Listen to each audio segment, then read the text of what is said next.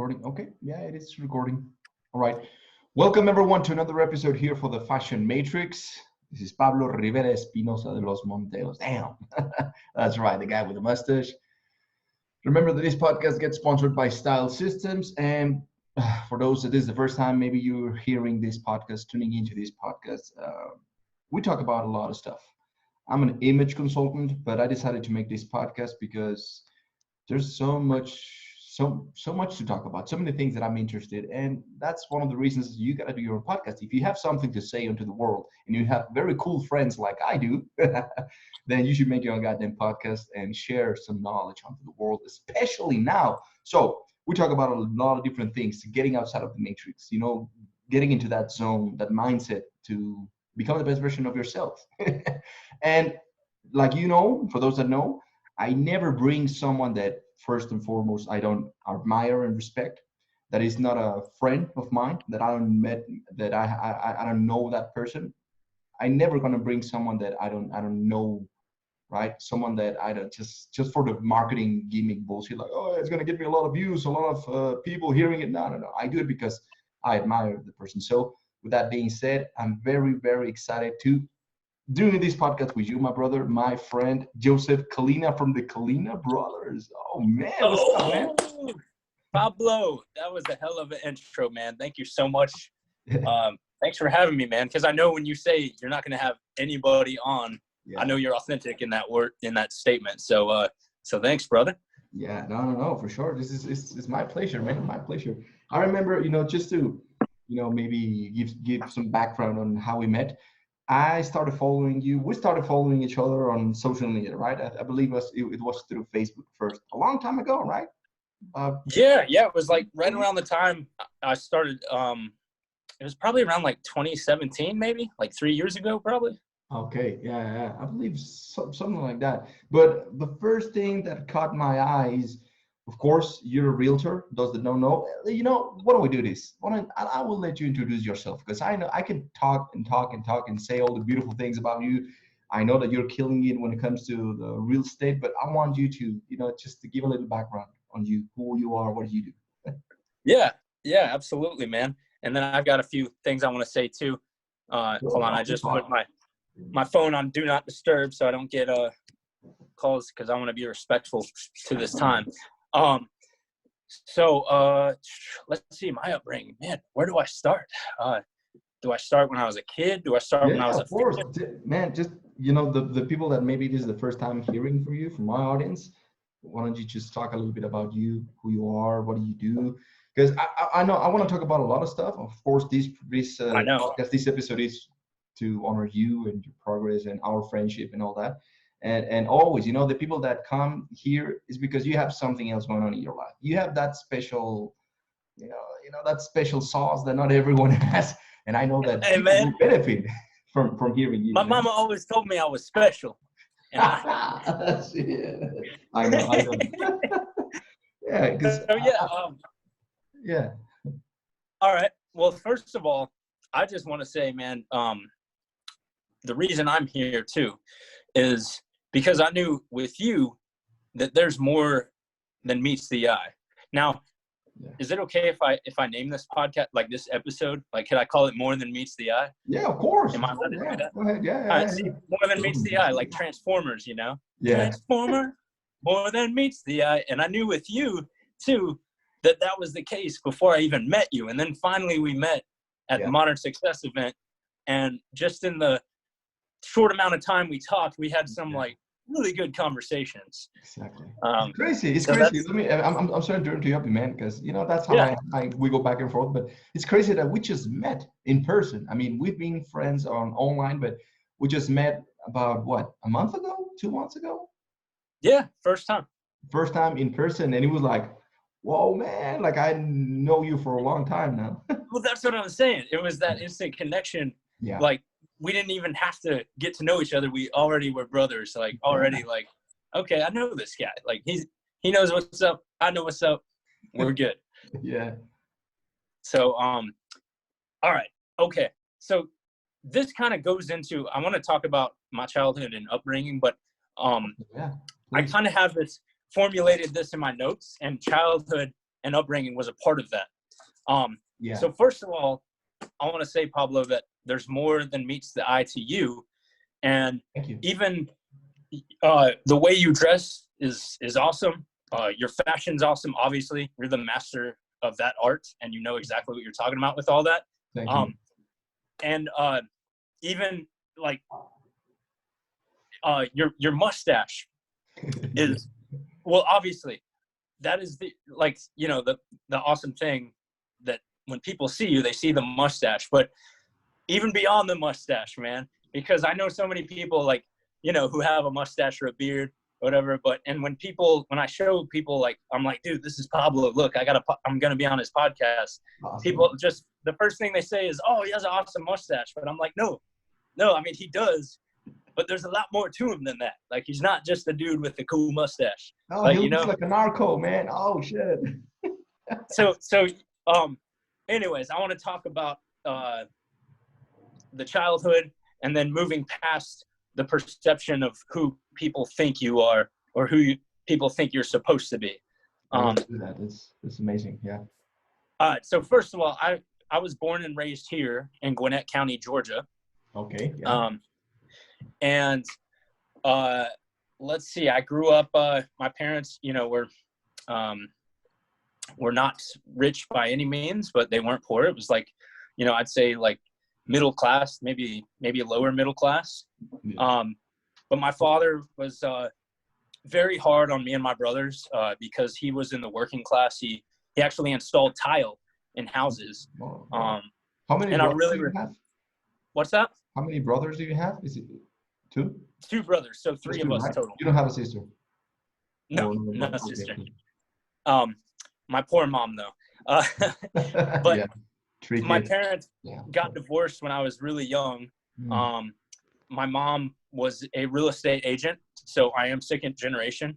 Get out of here. I didn't know that. Wow. Yeah, she sold real estate here in Gwinnett for like so many, like over 30 years. She's been in the business, and during that time, like, she was kind of like on her beginning stages and like not making enough, or like making enough but just enough. And her and my dad got divorced. And for a while I would switch parents, living with each parent. My mom was like super sweet and always, you know, told me what I could be and what I could become great, do great things. And then my dad would always bring me down back to reality. Like, no, you're not fucking special. You can't fucking, you know, like, That's hard, man. I guess. Yeah. which is good though. I mean, it grounded me, you know, like I think those are the core working values, is like, no, you're not special. Like, you got to get out there and hustle. But then I also lived with my grandma, who I love very dearly, but she was mentally and verbally abusive to me. And she always told me that, like, I was like a piece of shit and would never amount to anything. Very harsh, but tough love, you know? Yeah. Like, I have come to terms with it as I grew up. And I have I have a full forgiveness of her, because, you know, it's like through her really is what I credit to, like, becoming who I am now. I admire and that was that. definitely big.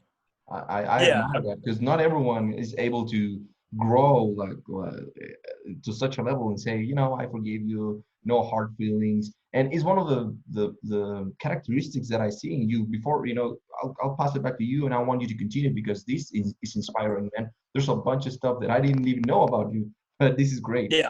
That I remember, even when I first met you in person, is that I don't want to say just one word like positivity, because I know it's more than meets the eye, just like you said. But Yeah. there's something with you that you always have this you can see more, which is exactly what you're explaining, more than meets the eye. You're taking literally something negative that people could be bitching about and maybe, you know, become a drug addict or something like that. Oh, my grandma was evil to me, my father was. And now look at you. I know that you are a very successful man and you're doing great things, and you have this positive vibration about you, this upbeat, like, no worries, everything's okay. That's one of the main things that got my eye when I met you. Even online, I saw like there's something different about this guy. But go ahead, man. Please continue. That's great, man. Yeah, that's ultimately what I like to put out there. Because I struggled with it for years. Obviously, when I was a teenager, Yeah. My dad and my older brother, we were punks in our teenager years. I think I told you, like, you know, we actually grew up in a religious, like, Catholic household, but then we completely turned our back on it. I think, first of all, because number one, we're teenagers, but second of all, because we did kind of have a broken family, so to speak, where we did have, like, you know, our tough love from our grandma, verbally abusing us, calling us every bad name, every bad word you could think of, and telling us we would never amount to anything. And I think that kind of, like, channeled this inner anger where I was like, you know what, fuck everything, fuck everybody. I'm just going to play rock and roll and, you know, and who would have thought, man? That's amazing. That's a great story. I wanted to touch on that maybe weekend or maybe later on after you tell the story, because sure. I remember you sending a picture, you posting a picture, and you tagged me in where you looked so different. You know, with the Oh huge yeah. hair, you know, you long ass hair. You were a band, you know, a musician, and I was like, wow, who's this guy? Yeah. It's Yeah. amazing, People, man. I show that to, they don't believe it's me. Yeah. And then people who knew me back then will sometimes, like, I'll run into somebody I haven't seen since then, and they'll be like, oh, you cut your hair? Oh, Wow, you don't you're even. with a suit, wearing a suit, because you also, hey, for the guys that don't know you, of course, we'll share all of your social media and everything about you, but you know how to dress, man. I mean, and I don't say this slightly, because normally I'm the guy that says, fuck everyone looks like shit. But Right. you, Yeah. you and your brother, man, I'm like, damn, these guys, you're both of your brothers. You're like, hey, these guys have some swag. He has some style. It's good, man. It looks like you know what you're doing. So that's saying way more than 99.9% of the entire population, man. Yeah. The credit I can't take credit for that. I have to give that credit to my older brother, Jim. Yeah, you've told me that. I think I told you he's a hairstylist, and he kind of has become a fashion consultant of sorts because he studied so much of it to go with his hair. It's just kind of the extra mile he went, and I'm so I glad he credit all knows. that to him. I'm What's glad that? he knows. Shout out to your brother, man. What was his name? Jim. Jim. Shout out to Jim, because I'm glad that he studied something about fashion, because that's the first mistake that I see with some men, that they try to get their advice from their barber or their hairstylist, and they don't necessarily know, they don't necessarily have the tools, unless, like your brother, he gets his shit together, he studies that, now he can actually give you some cool advice. Okay, you do this, do this. And that's great, man. That's great. Yeah. Kudos for him, man. But go I'm, ahead. I'm very what? I'm sorry. I want you to continue with your story, because Oh. even you got me like, oh man, this is interesting. Well, I want to hear your story too, man. I don't want to No, just this is be for all you, about man. No, me. this is for both of us. This is a bit.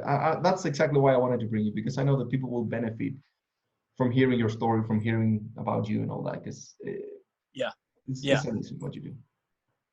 Well, so it's I spent a lot of time Punk. just You left us at you were a punk, a rock star. You know, you were a rebel, a fuck society, fuck religion, fuck everyone. And then what a happened, man? rebel without a cause. So I did that for about Wait a second. How old are you when you were a rebel? um Teenager, what, like I 15, think 16, 17? probably about like 15 to all the way to like maybe like 24, Wow. 25. Yeah. Wow. So you were really into that shit about being, you know, like rock star. Yeah. Yeah. Oh, yeah. Well, Oh, what we did was every band we were in, we self-managed. Like, I was in several different bands through the span of 10 years, mhm. but it was always with my brothers. Like, always my brothers we were all part of the same roster of the same band. And we were self-managed, we self-promoted.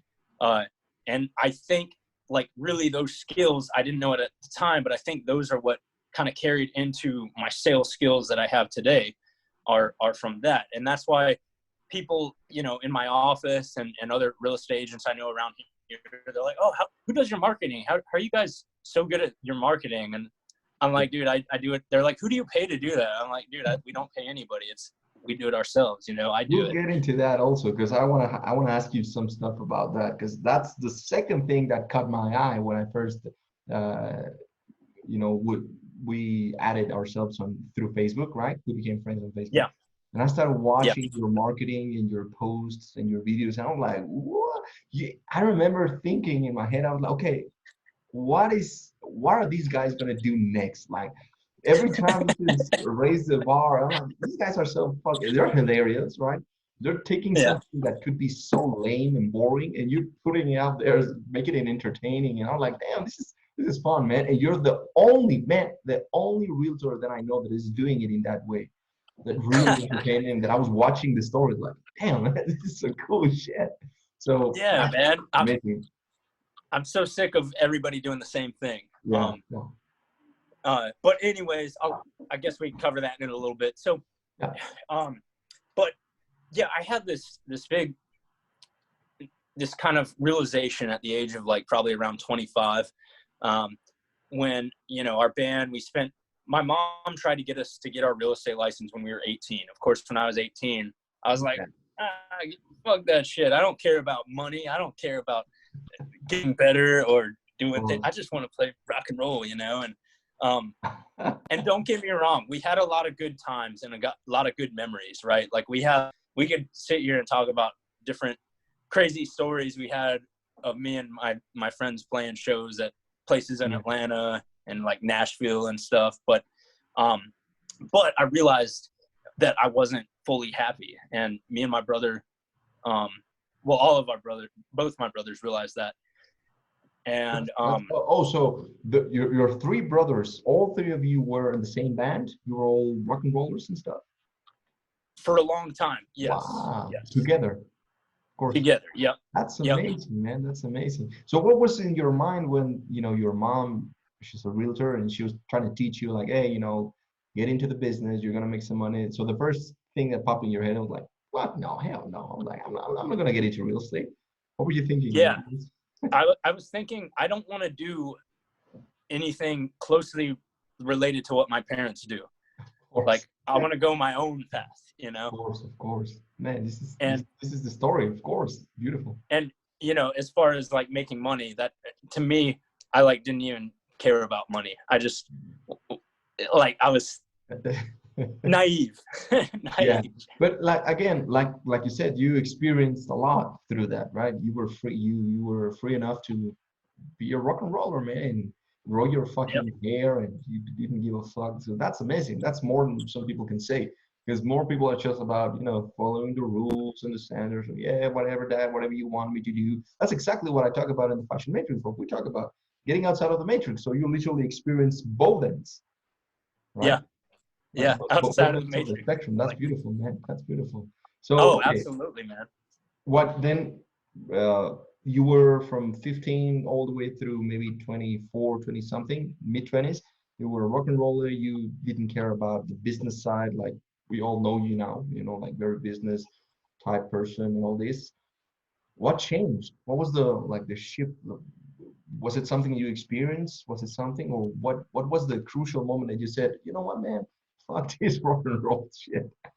Yeah, it was just over a lot of years. Like, I wouldn't say it was just like one thing. Like, it wasn't just a snap. It was over a long period of time, and realizing, like, wait a second, we're getting into our mid 20s, and what are we doing now? And like, we got to a point where we actually, in 2013, we won the Hard Rock Battle of the Bands in Atlanta. It started out with 400 bands, and we came in first place. Damn.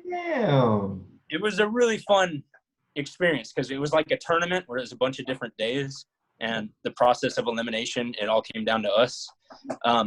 And I can imagine you being what did you play? The drums or the guitar? The drums. The drums, of course. Yeah, of course. Oh man, can imagine all. Because everybody plays guitar, What was the name of the band? Yeah. Oh, we had like a bunch of different bands, but the name of our band that like almost kind of got famous was the Roy Crofters. It's awesome. The Roy Crofters, which is a really weird name because it's hard to say and hard to remember, but we picked it because it was based on a movement. If you Google it, it was a movement back in the late 1800s, early 1900s, founded by Elbert Hubbard. And it was a movement when the Industrial Revolution was going on. They were like a counter movement. They did not like mass produced furniture or woodworks or anything. So they like crafted everything by hand and put the quality into things. So it was that's awesome. Yeah, that's awesome. yeah. That's awesome, man. I'm definitely gonna get into that because that's something more of my shit. Like fuck mass production, fuck the Matrix, fuck all. I know, man. All and it's almost like what's happening right now. It's like it's bad for some people, but in the grand scheme, I think it's almost a good thing because people are realizing, like, with what's going on now, like when you go back to the old ways, mass production. Fuck. Anyways, I'm going off the deep end, but no, let's bring it back. That's exactly how I do it, man. We go back and forth. That's the fashion metrics, baby. That's how we do it, man. Hey, quick question though. What are you sipping on right now? What you drinking? I'm sipping on a Mexican beer. It's called Indian. Ooh, nice. What kind? Pale ale, man. Pale ale, nice. I'm drinking I'm supporting local. This is I'm giving a shout out on Pablo's podcast to Slow Pour Brewing. It's awesome. In my hometown, Lawrenceville. And I went there and stocked up to support some local business. And the thing I love about local beer, well, first of all, it's local, but second of all, the artwork on the can is just always awesome. Exactly. For example, with mass production, they seem to care less. They look at the numbers. When there's something local, more, handcrafted, that makes sense. Like more, it's more about the art, and that's what I love. So I'm glad that you're supporting your local brewery, man. That's what's up. This is local too. Nice. Well, cheers. Salute. Cheers, man. Yeah, of course. There you go, man. So I remember you telling a story at the event where we met, the event of Brian Casella. Shout out to our friend Brian. Yep. Who were at Modern Success in Las Vegas, right? And I remember you were on stage and you were talking about a little bit of that story that you were just about to get into, the story of you and your brothers sipping beer one night, and you said, like, wait a minute, what the fuck are we doing with our lives, man? We need to change. We need to do something. Yeah. So when that happened, what was the first step that you guys take about, okay, we're gonna get into real estate? That was the first thought? Okay, we're gonna get into real estate. Or you said, oh, I'm gonna open up a restaurant, or what was happening? That's a great question. So it was actually two different thoughts. It was either go back to college, because neither one of us had finished college or anything like that. We'd gone for a few years and fucked around because my dad said, go to college after high school, become an accountant and get your degree in accounting and and it's like I love my dad. I mean, he taught me so much and he still does. And he brings me down to earth, like I say. But dude, I'm not a fucking accountant. Like, I'm not a numbers guy, and I'm not boring. I'm not a boring. Sorry, I love accountants. We need them, but they're boring motherfuckers, and they're not artistic.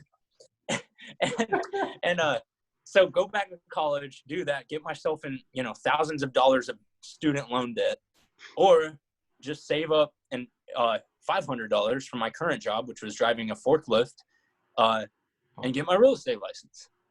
So that's what I did, and that's what my brother did. So you saw something in your mom and her business, and you said, okay, we can make some money out of this, and you just went for it. Yes, because my mom, she was like a top producer back in the 90s and early 2000s, and she kicked ass.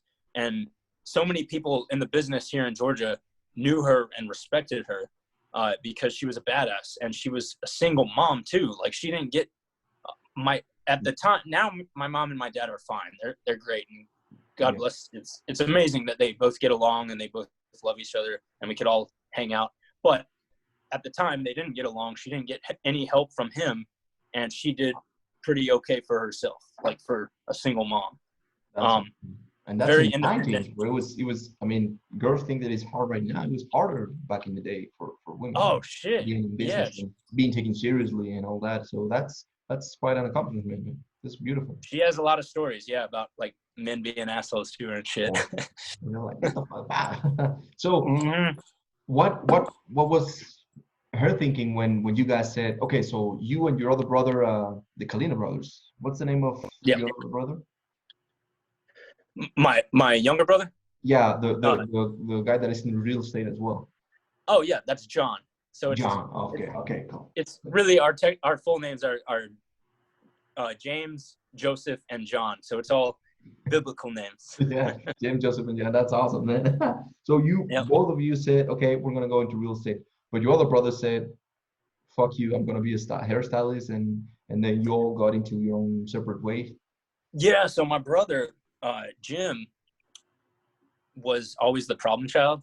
He was the oldest, and he even back in high school, he said he wanted to be like a hairstylist, and people used to make fun of him and be like, "Oh, you fucking gay, man, you faggot and shit." Yeah. And like, dude, I swear, you and my brother would have a very similar kind of story. But he finally, when we were getting out of being in the band and all that, he finally was like, okay, that's what I want to do. Like, I've said it since high school, and I'm gonna do it. And he did it, man, and he like really paid his dues for it. So, but you and your younger brother said, okay, we're gonna get into real estate, and then your mom, did she say, yeah, okay? Did she give you some cool advice, or you did it all on your own? What happened, man? So before I officially got licensed, I kind of worked as an assistant, like part-time assistant for my mom. Okay. Cool. But my mom, I love my mom, and God bless her. She's taught me so much, but she is not. She'll even admit this, so I could say this on a podcast. Like, she's not the greatest teacher. Like, she knows what she's doing, but she'll just kind of do it. Like, not really explain it, but just kind of do it. And then get mad if you don't do it in a good way like she does. Right? Like, I'm teaching you, Joseph, shit. kind of. But that being said, it happens. That's when my brother and I, when we got our license, we realized we didn't want to work with our mom. Yeah. Because number one, kind of our personalities clashed a little bit. But number two, we did not want the stigma of being those little kids that just rode off our mom's coattails. Like, just, because I know a lot of people that are on the team with their mom or their dad or whatever. Yeah. And there's nothing wrong with that. But it is more respectable when you meet somebody who's built their own business. Exactly. Which is why. Yeah. Yes. So that's why ultimately we formed the Kalina Brothers. Well, really we did because people, we worked separately at first. Me and my brother did. And then people would always say, oh, but you guys are both brothers, right? Like the Property Brothers. And at first we didn't like that. We were like, no, we're not like fucking Property Brothers. What? But then after a while, after hearing it so often, we were like, wait a second. Maybe everybody's onto something. Maybe people like that and they want that. And they did, and they do still. And you did it. Yeah. You see, that's that. Yeah. Let's talk about that also, because it's something that I mentioned, right? Yeah. That you have this ability to see beyond something. How do you talk about that? What is it? Something that you eat? Is it just in the genes? Is it like what? Because I'm always about teaching people that, hey, anybody can do it, man. It's not that you have to be a super fucking Einstein special genius and anything, but I know that there's something different, right? Because just like you mentioned right now, something that you didn't like. Oh fuck, I'm not like the Property Brothers, man. Oh fuck my little brother, I'm gonna do it. And then you said, no, man, let's go with the Kalina Brothers, and bam. And I know there's a bunch of different examples that you can actually talk about, right? Yeah. Where you take something in quotes negative, something that you don't like, if you transform it into something useful, something that you can benefit from. How do you go about that? What do you have to say about that to the people listening, about yourself? Talk about it. Man, I mean, it's hard to answer that because it's not really one thing. Yeah. And it's one of those things that, unless I'm talking to somebody like you, it's hard to explain to people who don't understand, and so people are going to hear this and be like, oh, what is that thing? I want to hear that right now. Yeah, I know. Oh, give me that. And like, it's not like, I don't, for me, it was just in the mid-20s when I started reading the right books and just constantly fill myself with positive stuff. Like, you know, I was conditioned with so much negativity for most of my life, like for the first half or more of my life, that I realized that, like, I myself at the time, especially, like, if you knew me back then, like, people see the picture, they're like, oh, you look like a whole different person back then. And I'm like, I was a different person. Like, that is not the same person that I am So now. even mentally, sure. you were different, right? Of course. Yeah. So reading the right books, filling your mind with positivity. I don't know. It sounds stupid. It sounds so cliche. What? What about your clothes? Because you had to change your image. And some people, I mean, you understand the power that goes along with that, right? But there's a lot of people out there, especially guys that are like, hey, man, I don't give a fuck, man. If Mark Zuckerberg can make it looking like shit, you know, but you changed, and then something shifted as well with your life. So why don't we talk about that as well? All right. That I can talk about for sure. So when I had long hair, Yeah. And I was like a quote unquote rock star, you know, I purposefully dressed like shit because I wanted to. You look homeless, man. Yeah. I wanted to be like, identify as the rock star, quote unquote. The people said I looked like a hippie, although I never really was. Like, now I look back, I'm like, dude, fuck hippies. Fuck hippies. Yeah, fuck them hippies. But you know, when I dressed like shit, I would walk into places and people would judge the fuck out of me. I actually, one time I went to my bank, my Wells Fargo that I went to all the time by the Mall of Georgia. And I walked in, I had a hat on, like a fedora hat, and I had my long hair, and I had ripped up holes in my jeans and like a crazy shirt and jacket. And the manager actually called the cops on me because I looked so much like shit. And like, the bank tellers all knew me because I that was my normal bank. But the cop, like, basically escorted me out of the bank for no reason. And like, fucking like embarrassed the shit out of me. He was very aggressive, but anyway. Great story. That's a great story. Yeah. So it was not for no reason. There was a reason. Now you understand the reason. You look like shit. I mean, come on. I look like shit. Right. So now, like, when I cut my hair, I started being intentional with the way I dress. Like, I could just tell when I'm walking around and I walk with good posture, like, people respect that. People like that. And I could just tell automatically, like, people pay attention to me almost equally as they did when I dressed like shit, except it's on the opposite end of the spectrum now. Crazy, huh? Crazy. I mean, there's a science that goes along that. That's what I'm always talking about. But I'm so glad that you actually got to experience it, because there's a lot of people that still don't believe in this. And it's crazy because the opportunity is right there. It's not about turning into something that you're not. Because, I mean, you're still the same Joseph, right? And right, at the core. Yeah, at the soul. Yeah. Probably the people that really know you and that know you for all of your life, they can still see you. You didn't become someone who's fake.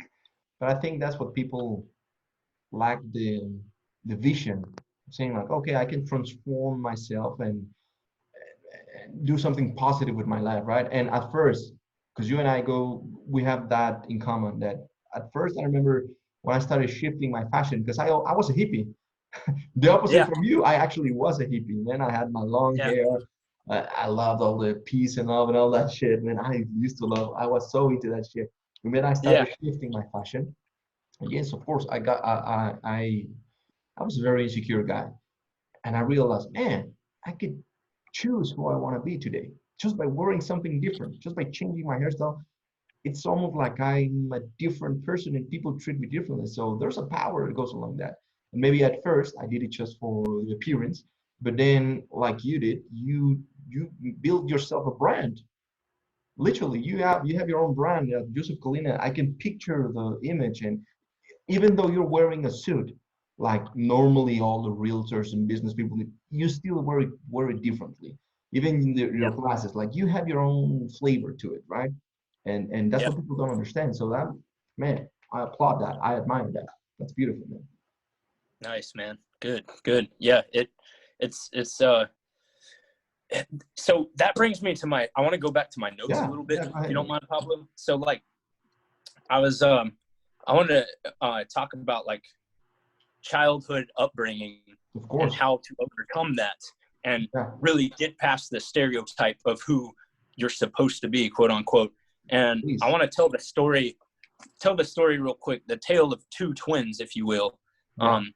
This is a story that I don't know if it's true or not true, but it's still a great story. And I think it's in quite a bit of different motivational literature, but it's the tale of two twins. In the one I read, it was two girls, and their mother was a prostitute drug addict. Wow. Of these two girls. The two girls grew up, and one of them became, well, a prostitute drug addict, and the other one became a very successful nurse and was a family, became a wife, and was very respectable in society. And when they were asked why they grew up that way, why they made the decision to grow up that way, both of them had the same answer, which was, well, I couldn't see it any other way. So it was interesting because they both couldn't see it any other way. Like one, her upbringing, she saw it as like, because her mom, that was her past, that's the way she grew up, she had to grow up to be a prostitute drug addict. The other one saw, my mom was a prostitute drug addict, there's no way I could grow up to become that, so I'm going to be successful. That's beautiful, and we can say that defines the problematic of people maybe wanting to start their own business, maybe wanting to become a real estate agent, maybe I don't know, maybe starting their own podcast or something. They cannot see it, just like you said. Oh, I don't see it any other way. But how come two sisters, right? Like the story said. I mean, that's the thing that keeps me awake and like, I want to find the source and teach it or share it. We're like, because Yeah. I know that it's not just about the genes, right? I mean, it's about the perception. Where do you choose to put your attention to? Please go ahead, man. I want you to elaborate on this or continue the story. Yeah, well, that's pretty much the story right there. But the point of it is I mean, like me growing up, you know, people do ask me too, like sometimes, like especially like newer real estate agents or people that want to get into real estate or whatever, like, oh, how did you do it? How do you, you know? And growing up, like my mind was filled with so much negativity that I literally thought that I was just a piece of shit, and I had such low self-confidence, and like I thought I would amount to nothing.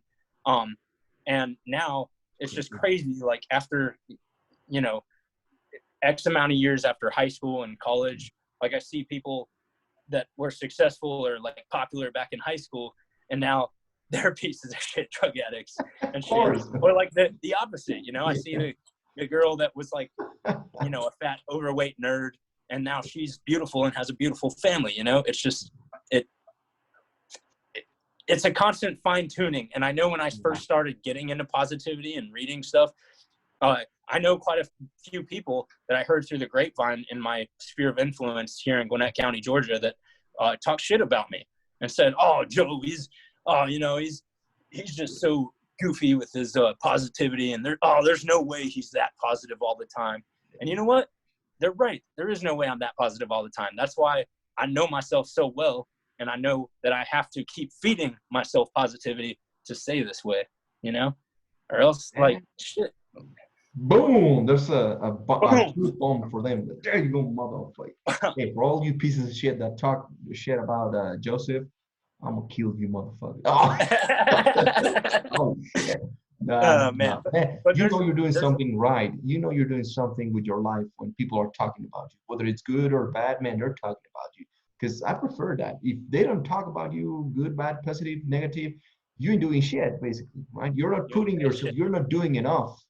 You're not producing and being, you know, all the time putting yourself out there, doing shit, people watching you, all that. So, man, I know that you don't care, but why don't we talk about it a little bit? Because maybe there's a lot of people out there, let's say young real estate agents, maybe a rock star that will want someone, a young kid that wants to become a rock star. Because for some reason, a lot of young people listen to this podcast. Maybe it's because I cost a lot. I don't know. They shouldn't.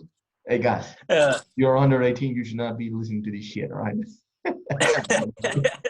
or listening with Yeah. your parents. What Right. advice would Right. you give? Because there's a lot of people that, common negativity when it comes to, even you put, when you started making your videos with your brother, all these goofy, crazy, creative videos, always going through your mind. You knew that you were going to get some heat out of that, right? Oh yeah. Oh dude, one of our good friends, or one of our old good Yeah, friends. yeah, You yeah. know how it goes, man. When you evolve, some Yeah, you people let leave people and get go. off the bus. Some Yeah. people get off the bus, and then new people come onto the bus. Hey, what's going on? Yeah, no, well, it was actually me who first started doing videos. if you uh, if you go deep enough in the rabbit hole of YouTube, you can find some very terrible videos with me in it. Oh, I'm gonna find it. I'm gonna Yeah. put links on all of them. And I just kind of took it upon myself to do them, and yeah, I got some shit. Like, some of our old friends like would all of a sudden start messaging me, who I haven't talked to in a while, and we're like, dude, your video quality sounds like shit. Like, Oh, dude, it sounds, or this other girl I know, well, I don't want to say names or anything, but yeah. this one girl, she was like, you need to work on your speaking. You say too many times. Like, you need to go to Toastmasters, and or people aren't going to take you seriously, which I agree. Toastmasters is awesome. And since our boy BC recommended it, I've been a handful of times, and it was awesome. But back then, it was just funny because I love when people give free, unsolicited advice.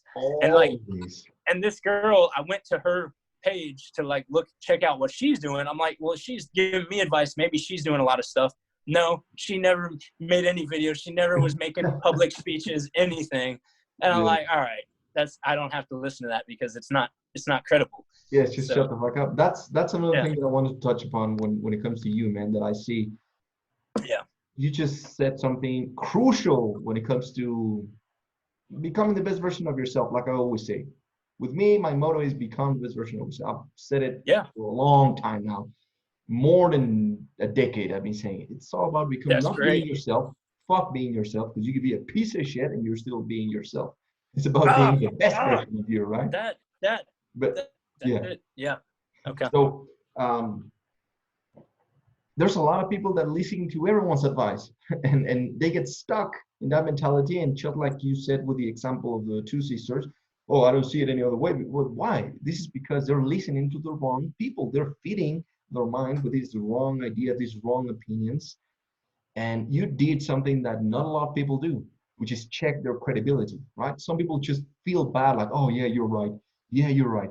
I can learn from anybody. So yeah, definitely. Keep sending me bullshit. I'm like literally the garbage man. Please give me all of your garbage. No, man, no. I mean, you can be very polite about it, like you are. You're like, oh yeah, really? Oh well, thank you. Okay, whatever. But then you go and check her credibility. And you're like, man, this bitch ain't shit. She doesn't know shit. I'm not gonna take this seriously, right? That's something rare. Not a lot of people do that, man. Not a lot of people do that, and I'm glad that you brought it up, because the thing that I see with you is you have commitment, man.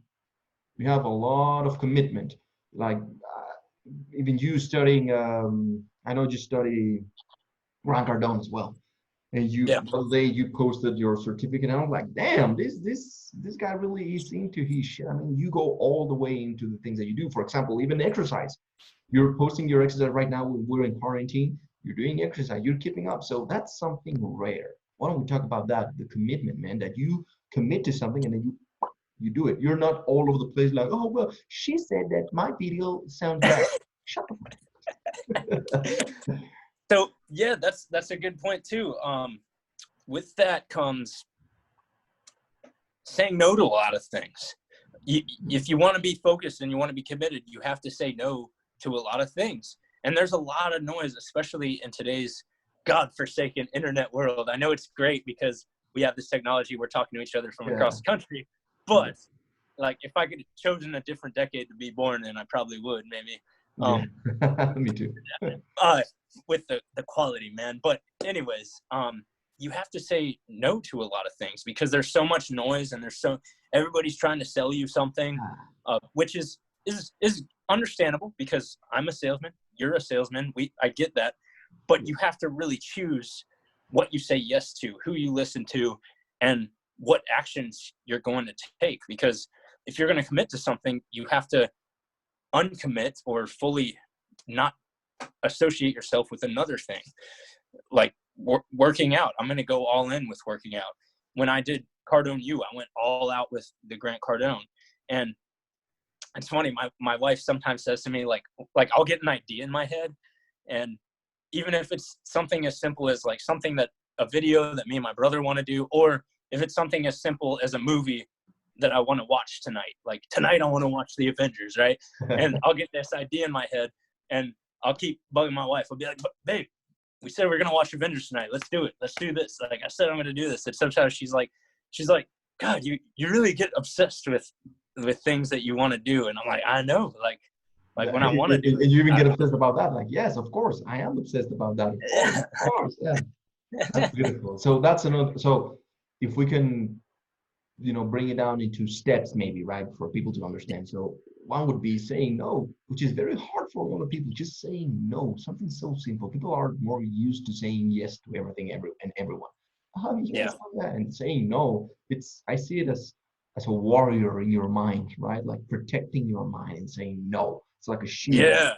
And we're like, okay, man, let me regroup inside here, because how can I rearrange my mind and my thoughts when they keep pouring me shit? Like, okay, no, this is my shield. No.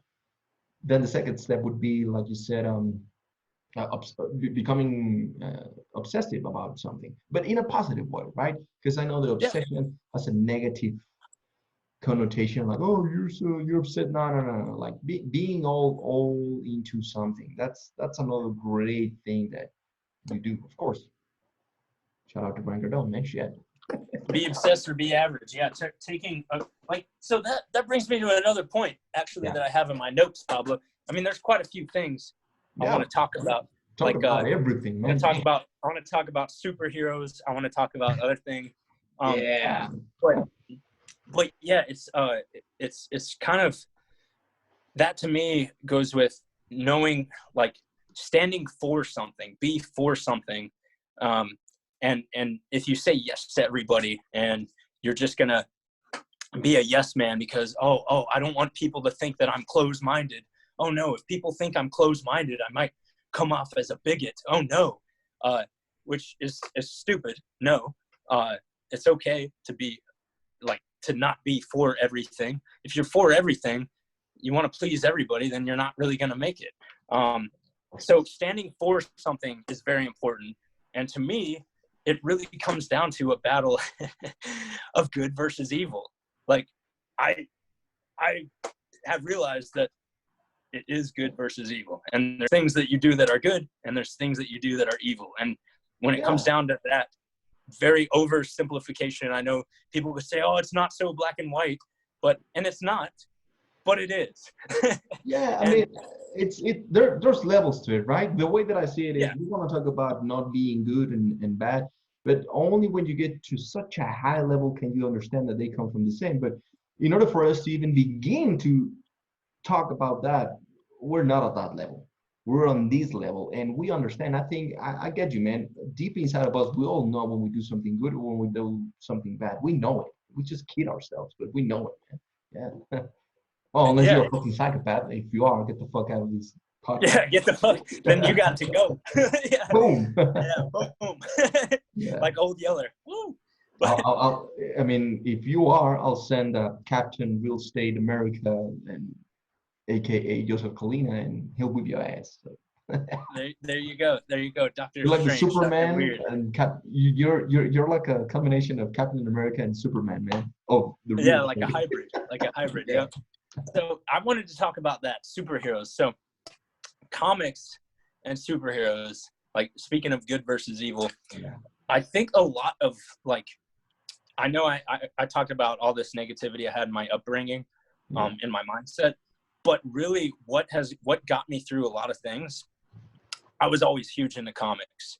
I still have shoeboxes full of comics, and that was like my escapism. I don't know, this is a fun fact that you didn't know about me, a lot of people don't know, is I used to draw all the time. I drew comic books like Spider-Man and everybody. And when I was little, I wanted to be a comic book artist because I drew so much. And yeah, and back, even though I was raised in a religious family, like Catholic, I wasn't religious at all because I like turned my back on it, but I always had the foundation of good from the comic books I read, because I was obsessed with superheroes and like the values that they held. And like they have, when you think about it, it's pretty crazy. And I know all the stories come from even earlier stories, like the myths behind the comics, they come from Greek mythology and all that stuff. But these superheroes have these powers, and they could easily fuck some shit up and like take over the world or whatever, but they choose not to because they're good, and they know that they have to be good because it's their responsibility to do that. So I've always like carried that. I've always felt this way, and I'm so glad, because when I was little, you know, people like, that was like the nerdy thing, and you didn't want the girls to find out, like, oh no, I don't read comics. What are you talking about? No, I don't. No, I want to play football. It's so cool, though. It's so cool. I mean, as you grow up and you go look back to all the things that you liked or will liked when we were younger. For example, I'm very much into the Boy Scout shit, right? But I was growing up, when I was a little kid, I was like, hell no, that's for lame, that's for nerds. It's for nerds. Yeah. But man, it's fucking amazing. All of these things, if everything went down to shit, the things that Boy Scouts know, man, you can survive. You can really survive. It's great. It's great. Yeah. And you being into comics, I think that's the mindset that you bring in your videos, man. You can see that creativity of being like, you're building up characters and you're acting. That's amazing, man. It's connecting the dots, man. Connecting the dots, right? Yes. And I'm so glad that they become popular from the movies, because I remember when I was little, I was like, oh, it'd be so cool if they made these into movies, because people don't understand how cool they are. But now, like, that has happened, and now everybody loves it. Now everyone thinks they know, like I do. I think I know about Marvel, but I don't know shit, right? Because I remember you telling me like, oh, Pablo, you don't know nothing about this. Did you watch this movie and you were breaking it down? I was like, wow, shit, so true. Oh, man. I'm like now I like it even more. I'm like a hipster. Like, man, I liked it before it was cool, dude. Hey, that's another great point that you just made. Maybe the things that you like are not necessarily lame or anything like that. This is you, it's who you are. So who gives a fuck? But now, I mean, you never know. Now the comics and all that, now they're super cool. Now everyone is into that. And when you were growing up, maybe we were like, oh, I cannot share that I'm into comics. And it's crazy, man. Yeah, it is crazy, man. It comes back the full circle, like you said, connecting the dots. So you were talking about like the morals, right? Like there's a code, an underlying code that we all as humans understand that we need to follow, right? That the good versus evil. We know we're doing something good, and we're talking about that. So, do you care to elaborate, or is there a point it's just like even in real estate, something as simple as a real estate transaction. Like I know I've gotten to learn in my local Gwinnett County and Atlanta area, like kind of who are the good guys and who are the villains. Yeah. Because there are people that when you get into business with them, they're going to do everything they can to fuck you and fuck the client as well. Sometimes even their own client. Me and my brother, we have to our client's benefit, but also sometimes to our not our benefit. What's the opposite of benefit? To our you got me. I don't shit. Yeah, like speak English. Don't put me in this awkward position. Me and my brother, we have a high sense of morality. We're like we'll always do the right thing for our client, no matter what. And sometimes it even screws us over a little bit because we will do the right thing no matter what. And but just in the world. I'm sorry to interrupt you, man. I'm sorry. Yeah. I think even in the long run, you're not really fucking yourself up. I mean, it'll come back, man. So you're doing what and that goes with good will always triumph over evil. It's like in Star Wars, the Sith, it's the easy route. Like if you want to be a villain, and kill younglings like Anakin, that's the easy route to get to get power quickly, right? Yeah, But in the long run, good will always persevere over evil. And I just think there's certain things that are universally good things or evil things. Like, for example, if a leader has courage and is the first one into battle, that will always be respected in every culture throughout Earth, throughout the whole world. And likewise, if there's an evil guy that like just becomes king and is self-serving and self-serves himself and like goes and treats the citizens like shit, like that's bad, that's evil, you know. And it's no matter what culture you're in. And you know what? The way that I see it, man, is I'm sorry to interrupt you again, man, but it's just coming into my mind that man, it's so true. People always need champions, right? Whether it's in real estate, whether it's in fashion, I don't care, man. People will always be looking at their champions, and maybe some people don't realize that they themselves can become champions, right?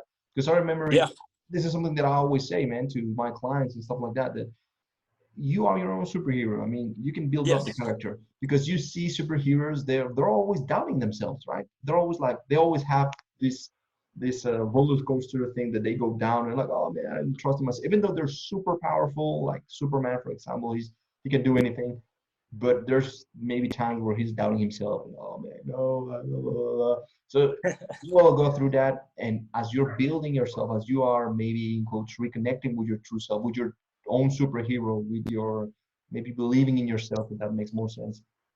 I think there's a beautiful story, moral of the story that man, that's why the stories of the superheroes have always been here and will always be here because we all it's like the moral of society, right? It's like what we need. And even today, as an example, by the way, I'm gonna call you the Avengers of real estate now, you and your brother. The real estate Avengers. You know, kicking ass from the shady real estate motherfuckers. I'm on a mission. Yeah.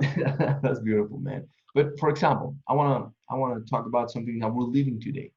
We can talk about the evil character that is happening right now, which is it could be. I mean, I don't see it as something evil, but it could be the coronavirus, COVID-19, which is destroying a lot of businesses. You know, there's people maybe in fear and all that. And in times of crisis, that's exactly what people need. They need their champions.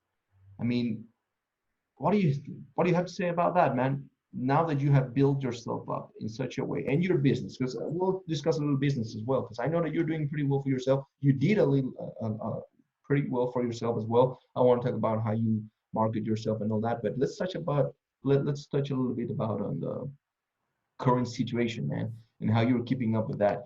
Because I know that, for example, you're one of the few people that I follow that I'm actually watching your content, right? Because there's a bunch of idiots out there that they're just polluting my mind. But I watch you, and I'm like, I'm really seeing what you do. And I think now, especially now, we're all watching each other more. Because what else do we have to do, man, but watching Facebook and all that, besides, of course, all the stuff. But we're getting exposed, and you're one of the few people that are on top of things, man. So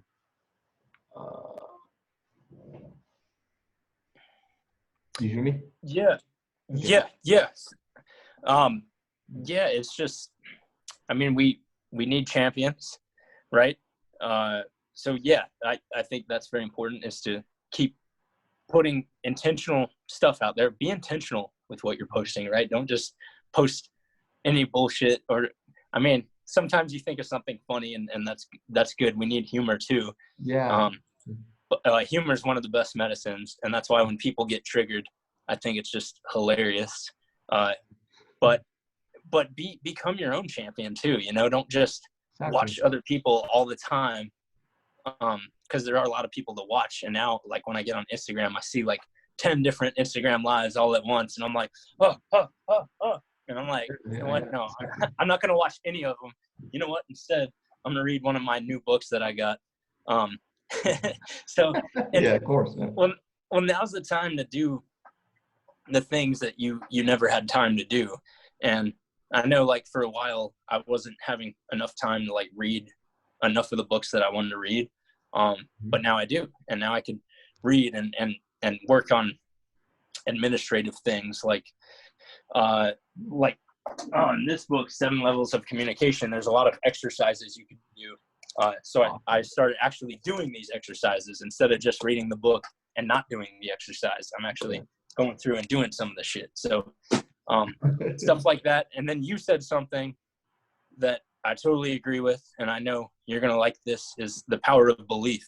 You said that a little while ago. And the power of belief, I believe in the power of belief. And that goes with your favorite superhero, Doctor Strange. Exactly. Which is so true. Like, just start believing, and don't let people bog you down, and stop hanging out with the fucking people that do. Stop paying attention to them. Stop hanging out. Basically stop having lame friends. Yeah. But I mean, what do you have to say about the times that we're living in right now, man? How you are a champion. I see you as one of my friends that are champions, because we're all champions. Like the fucking Avengers, man. We're all fucking superheroes. We're all masters in our own realm, right? It's not that someone is bigger or better. We're all masters. We're all kings in our own kingdom. I don't see that everywhere. But what I'm trying to do with podcasts like this, with videos that I do, with all this shit, is trying to teach people that they can become their own kings and queens. They can become their own champions, just like you said a moment ago. So when there's moments of crisis like we're living in right now, the coronavirus and all this stuff, I think this is the time for us to, instead of looking for champions, we become champions. And because I see you as a champion, what are some of the things that go through your mind? What are some of the rituals that you do? Because you built yourself to become a champion. People don't know how to do that. So I want your thoughts on that. If there's someone out there that is trying to become their own superhero, what do they do? Yeah. Well, the number one thing is just know that you're going to be okay. Because now's a time of panic, the media is perpetrating panic and anxiety and all these things that lower your frequency or lower even your immune system on a molecular level. So just know that you're going to be okay. That's number one. It's like in the movie Hitchhiker's Guide to the Galaxy, on the back of the book, it says, don't panic. So don't panic. You'll be okay. The worst thing that's going to happen out of all of this is that you're going to survive. So that's the worst thing that's going to happen. And the thing is back in the market crash of like 2008, a lot of people became homeless and lost everything. People that owned, I heard of families that owned real estate and they lost all of it. Like they owned like 8 homes, 8 rentals, and lost everything. And some of them became homeless. But guess what? They lived through it. They became better. They got jobs again. They got back. These past 10 years have been amazing to everybody. So we've been riding that wave. And the same's going to happen here. And I don't think it's going to be a real estate crash, because back in 2008, we needed a correction. There was some shady shit going on with the banks and the mortgage lending and all that. Well, that's not happening now. So we don't need a correction with that. But we do need a correction with our values and what's important to us. And I think now's the time to focus on yourself. Come to terms with where you are right now. If you're not as rich as you want to be, or if you're not as in shape as you want to be, like now's the time to kind of focus in on that and be okay with it. Right? Don't really beat yourself up because, I'm not a multimillionaire yet. Oh man. Well, guess what? It's okay. Like that's fine. Like right now it's showing us that there's more important things than that.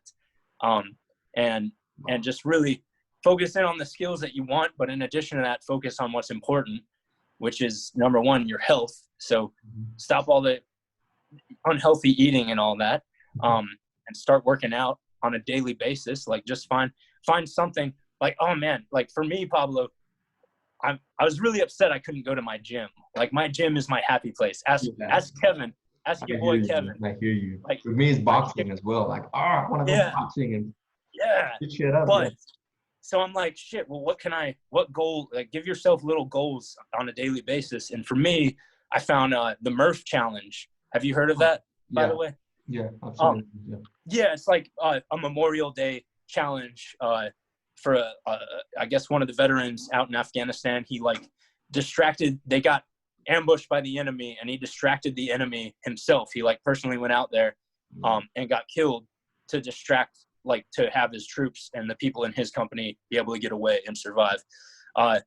And if you go to murphchallenge.com, it has all the details of what to do, but they have like these daily workouts and daily things to condition your body to get ready. It's on May 25th is the official day for it. And I've been doing that every day, you know, like I'm conditioning my body to get ready for the Murph challenge, May 25th. And that's so daily, on a daily level, that like keeps me like, okay, I know I have to do this today. Man, that's amazing, man. You see, that's why a lot of people follow you now. That's why you're killing it when it comes to your business as well. Because I know that you're still doing listings. I mean, you're still working, even though you're not working like normally, right? Because of the crisis that's happening, the pandemic. But you're doing it virtually or something like that. Yeah, I mean, we're doing it digitally when we can. I mean, that being said, you know, buyers and sellers, they're still like, some of them are uncertain, and a lot of people are on pause. Like business, like I'll admit, like I'm not going to hit the goals that I wanted to hit this year with my business because of it. But that being said, things are still moving. And no matter what happens, Pablo, like I'm gonna be okay. Like that's beautiful. That's like it all comes down to, hey, you know, I come in terms with the situation, and I'm gonna be okay anyway. That's beautiful. But you're still being productive right now, right? That's beautiful. Oh, a lot of people are doing it, man. Absolutely, man. And you just got to let people know that it's okay. And there are still people buying and selling real estate. That's the thing, is that it's still happening. It's not happening in the level, like I'm not gonna sugarcoat it and be like, oh yeah, I've got 100 deals right now, like, you know, like you're real. Like, that's like I want to be real about it, but it's still, things are still moving, and there are still clients, and there's still people, like even on Facebook today, I got a referral for a buyer from an agent who's like not even in town. She like has a buyer that wants here, and she saw me. I didn't even know how I was friends with her on Facebook. Boom. And I'm like, okay, like, that's beautiful. Which brings me to the next topic that I wanted to talk about with you: your marketing, your social media.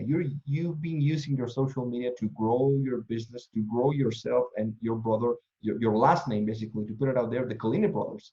Kalina Brothers, you know, I think that people now they understand it. Oh yeah, the Kalina Brothers, and you're really fucking killing it, man. You know, that's, again, out of all the goddamn real estate agents that I've met, all of the real estate agents that I see on social media, there's a lot of them. There's a lot of them. Yep. Man, everyone is trying to do the same bullshit, and you guys, you stand out. So why don't we talk about that? Your brand, your social media, how you use it, your videos. Talk me through on that, man. Well, like I said, going back to the beginning of this podcast, Yeah. if you guys want, you could rewind when this is recorded later and listen to the beginning. I talk about playing in a band and how we self-managed. I was like the main manager for our band for the longest time, and I like self-promoted. I made all the flyers. I actually hand drew them, and I would email so many venues, like hundreds of venues, to get like 2 responses to like one show, you know. But with our real estate marketing, we kind of took that creativity, but we also realized how like annoyingly serious a lot of real estate agents are, and how uptight they are. And we're like, dude, like that's silly, man. Like why, like, you know, like they got their arms crossed and they're like, and like, get the fuck out of here, man. Like, no, like who decided that that's how we need to market ourselves? Like, exactly. Fuck that, Who decided that? Who fucking said that's how we need to be? So we just kind of realized that, okay, let's take the very serious aspects of real estate and turn them turn them into the humorous side. So let's kind of Upside down. Let's kind of make them upside down, and let's like, what are things that real estate agents do that annoy the shit out of other real estate agents? And like, because everybody knows. Come on, don't even pretend like you're not annoyed by that. So, and we're like, okay, let's do that. Let's adopt it into marketing, because really marketing is about creating attention. Yeah. That's all marketing is attention. Look at me. Hey, I'm in your face. Hey. Ah! And hold on. What's up? But you know, we take our business very seriously. We when we're with the clients, when we're at the negotiation table, of course, that's serious. That's mafioso right here. You know, like, hey, no, we're gonna do it this way. Like, end of story. We're gonna make it happen. Yeah. So yep. But when it comes to marketing, like, let loose and like, like, and the thing that me and my brother realized is that if we make fun of ourselves, then nobody can make fun of us. Boom. There you go, man. I can coach you on that, of course. Yeah, of course. I mean, those Kalina brothers, they're so goofy. Look at them. You're stripping away their power to criticize you, because you're already critiquing yourself. Like, yeah, man, I'm doing stupid shit on camera. Who gives a fuck, right? But then when it comes to the paycheck, I mean, I know that you're selling house, man. I know you're being effective. That's a beautiful balance between, you know, living life, basically. You know, you have fun. And I know it's gotta be a little bit hard having a business with your brother, because I know I tried with my brother. We had a business idea. Well, actually, he started it. I don't know if I've made a podcast out of this. I had a vending machine business, and I took it away from him. I decided to say, you know what, man, get the fuck out of here. You a lazy mother. Because I'm more about the sale. You know, I'm also from school of Frankfurt and all this, and I'm more like doing a bunch of fucking phone calls and being door knocking, all that, just to position my vending machines. But at first, I tried it with my brother, and it didn't work out. And there was money involved, and it was like, so I had to buy him out, basically. So the fact that you're doing it with your brother, that also talks about you and your morals, and it's beautiful. Is it hard though? Yeah, it's you know, we have our little tussles, because there are some days where, like, for sure, where that happens, where one of us is pulling more weight than the other, at different times. You know, one time it'll be me, and one time it'll be him, or whatever. And there have been times where, like, we've, like, one of us has walked out of the office, been like, all right, well, fuck you, I'm getting the fuck out of here. And like, but since we're brothers, like, it's all love. Yeah. Give it the next day, it's like, all right, you good? Yeah, I'm good. All right, cool. Let's, you know, and we trust each other, because when I first got in the business, I know I'm talking about good versus evil earlier. I actually left my brokerage. This was before me and my brother worked together, and I went with a team, a big team that has a lot of radio ads and internet ads, and they promoted themselves as, like, very ethical, and they were totally not at all. They were oh my god, these people, like, they promoted them on one of their main radio stations is a Christian radio station. They promote themselves as, like, a religion, like, we're a good Christian family company, and nah, dude, they were like fucking terrible. But I don't. Oh yeah, that's you gotta love that when people use. Anyways. Let's get into that, man. Let's get that. I think that's one of the main reasons why people don't like religions and don't believe in them anymore, and they don't like spirituality, because there's a bunch of idiots taking advantage of it, right? They're misusing these beautiful teachings, or these beautiful religions, these beautiful beliefs and core values, and they're manipulating people. It's one of the main reasons true fact. It's one of the main reasons why I wanted to become an image consultant, or not an image consultant, but basically create style systems, create my own project, because I started in politics, right? Everyone knows the story. I started in politics and marketing and advertising. And I saw a bunch of shady shit, man. Like, people, man, manipulating the heck out of us. Like they're saying something, and behind the scene, it's all bullshit. It's all like, these motherfuckers, and they all see us just as numbers. And I was like, really? And people are voting for this motherfucker, and people are still buying this product. I'm like, get the, Yeah. and I'm getting Yeah. paid out of this. I said, like, hell, fuck that. I'm out of here. So I went to the people, literally. I said, okay, now I want to teach this power that these fucking idiots are using, and I want to give it to you guys because you're being used. And I think that that's the problem with some of the religious people that say, oh, I'm good. And if you really look at them, they're shady as fuck. Yeah. That's awful. I'm sorry. That's awful. Yeah. Yeah. No, but that's a cool story though, that I didn't know. That I knew you were kind of involved with politics, but I didn't know that was like kind of one of the factors of you getting into your teachings and all that, is to like show, hey, here's the power. This is real power. Yeah. Use it for good. I want to show some good people this power. Yeah. Like, Yeah. good That's why versus we're the evil, man. Avengers, Good man. versus Yeah. I'm evil. like, fuck this. I was like, okay, they're manipulating you. I'm gonna manipulate you. Whatever word. Yeah. That's So good. No, and I actually have in my notes religion, because I know you and I talked about that. boom.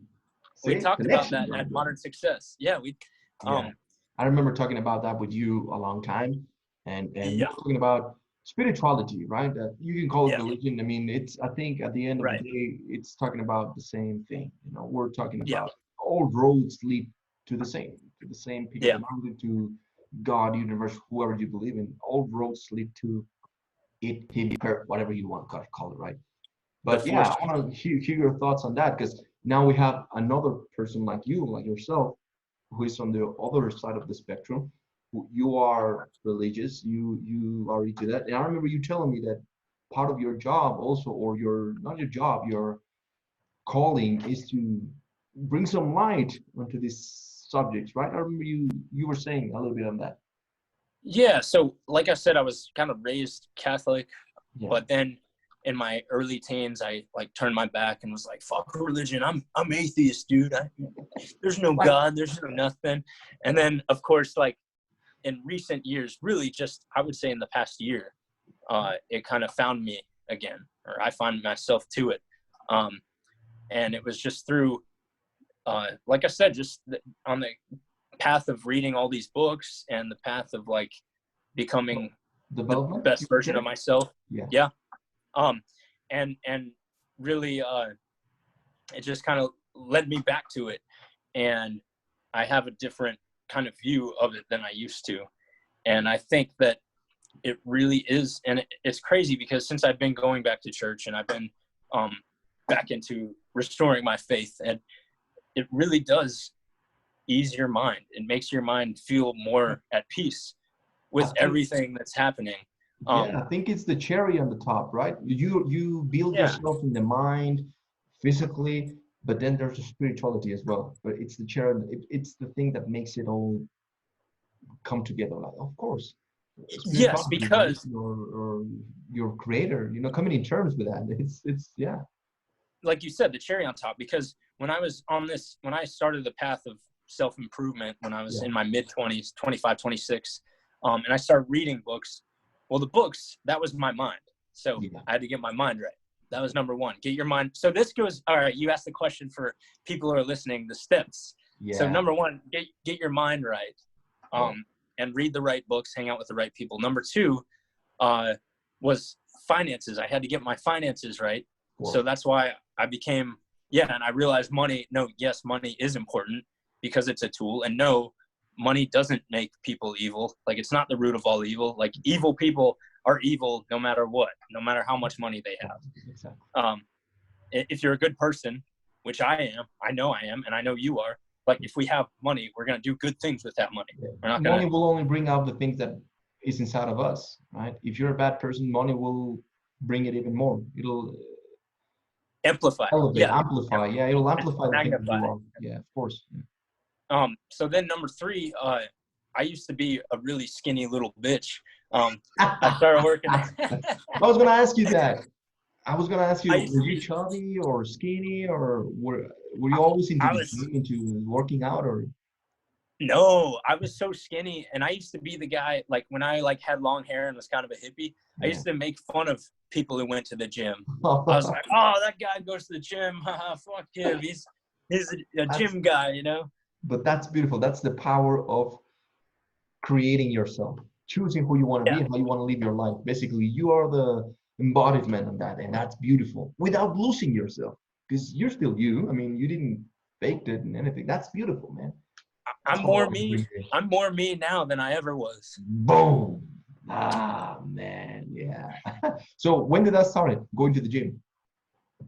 That was like a couple of years into when I started reading the right books and everything. And when I started reading the right books, you know, a constant denominator was working out. Was like, okay, be fit, in shape, be uh, you know, like that's kind of what all the books were saying. And I was like, oh shit, well maybe I should start doing that. Yeah. And then I remember I started my first time like working out ever really was P90X at home. I was like, Oh, well, let me try it. And damn. I couldn't even do like one push up. I was like, so like, Get and would out of here, fall. man. I don't see you like that. Fuck. Oh man. Oh dude. I have some old pictures of You gotta send me me one, man. and my arms like so skinny. Like my arm up here is like as skinny as that right there. Wow, Like, man, please, boom. you gotta send me a picture, man. Shit. I will. So then, yeah. So that was number 3. That was. So yeah. It was getting the mind right. Then it was Finances, finances, and then physical, so yeah, body, taking care of, yeah. and then it's then was relationship. Okay, relationships. Okay, also is Getting very important. Yeah, we the were people talking you about hang that out with. also. I We remember talked about the last marriage. day Yeah, we we talked talked about about. relationships, which is crucial as well because it's your home, right? It's like the foundation because of the relationship that you had with your mom, for example. You grew up to be a good person, right? Because of Yeah, relationships, because of really that's the foundation, I think. Family, the I would say. foundation.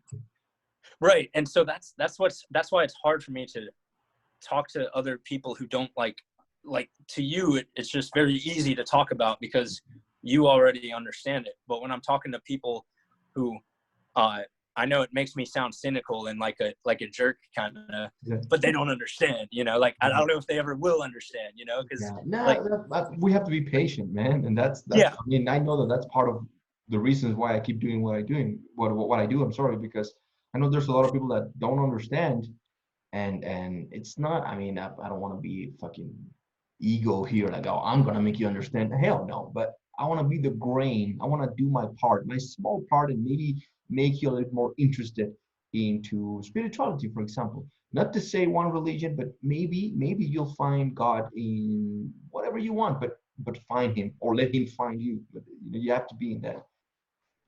so yeah, you got my brain going. So Yeah, so yeah, since I came back to my religion, which is Christianity, yeah, and my spirituality and that faith, because for a long time too, I was just like, oh, I'm just I like all the religions. I'm not going to pick one, you know, because I do yeah. because I did take a class when I was in college for a couple of years. I never finished, but my favorite class was of religion, and Wow.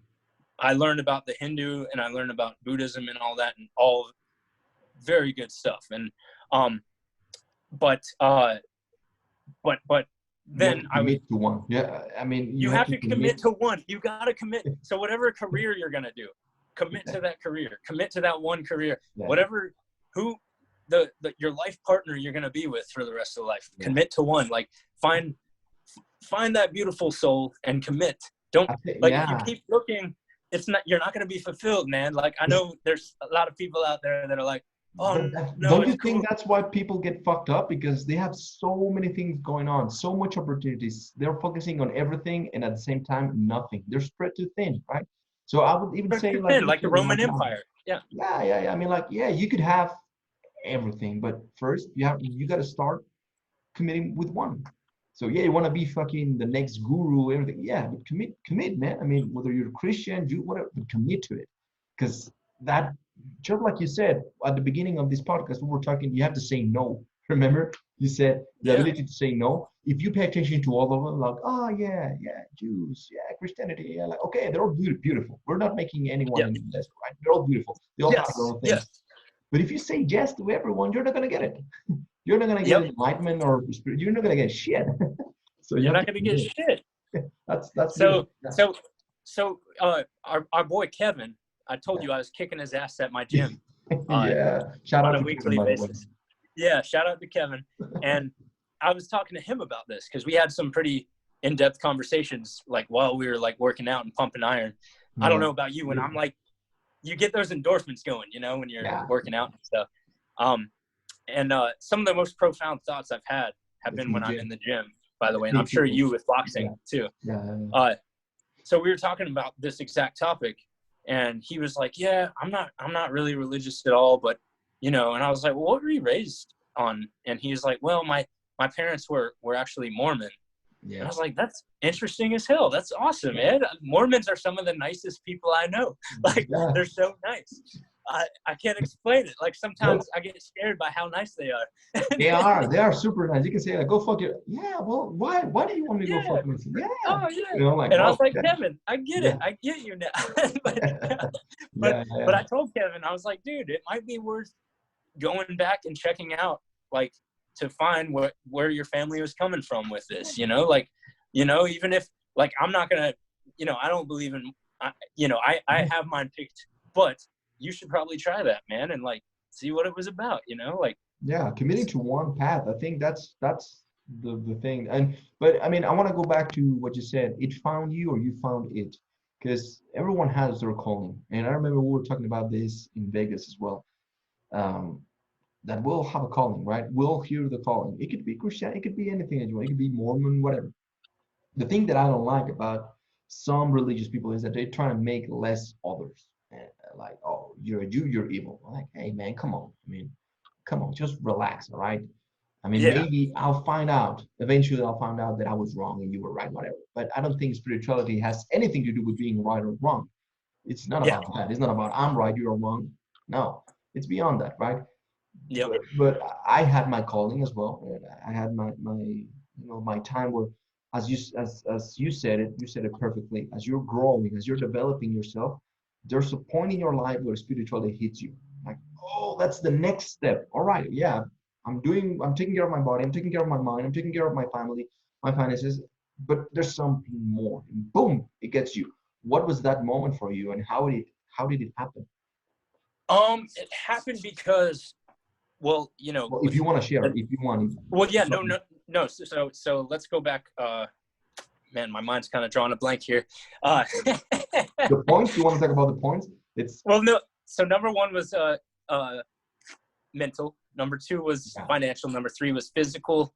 Number four was relationships. So including hanging out with the right people and your friends and your peers, but then also finding a life mate.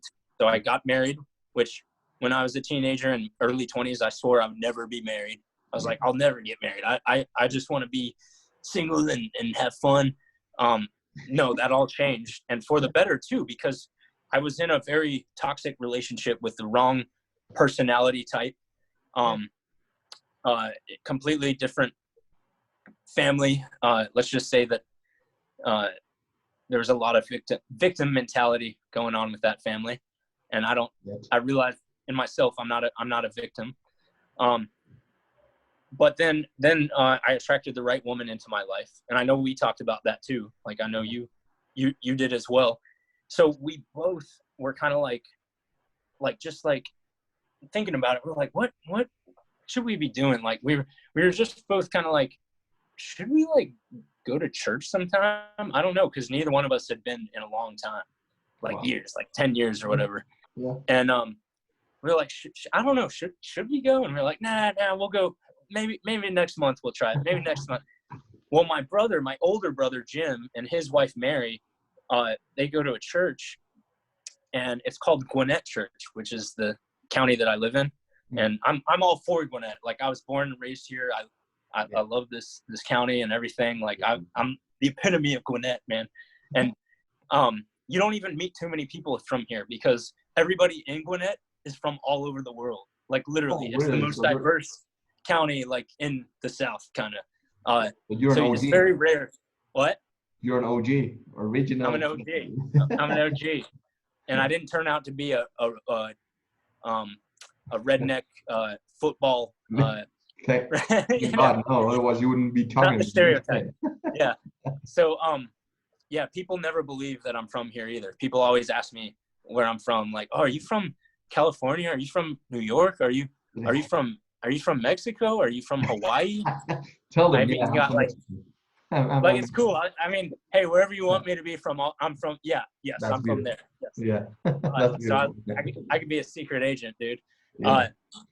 But my brother and his wife, they told us, they were like, dude, we went to Gwinnett Church and it was actually pretty cool. Like, not that bad, and not like it's not like the Catholic church that we grew up in. It's actually, you know, like I don't know what you call it. I guess A different approach.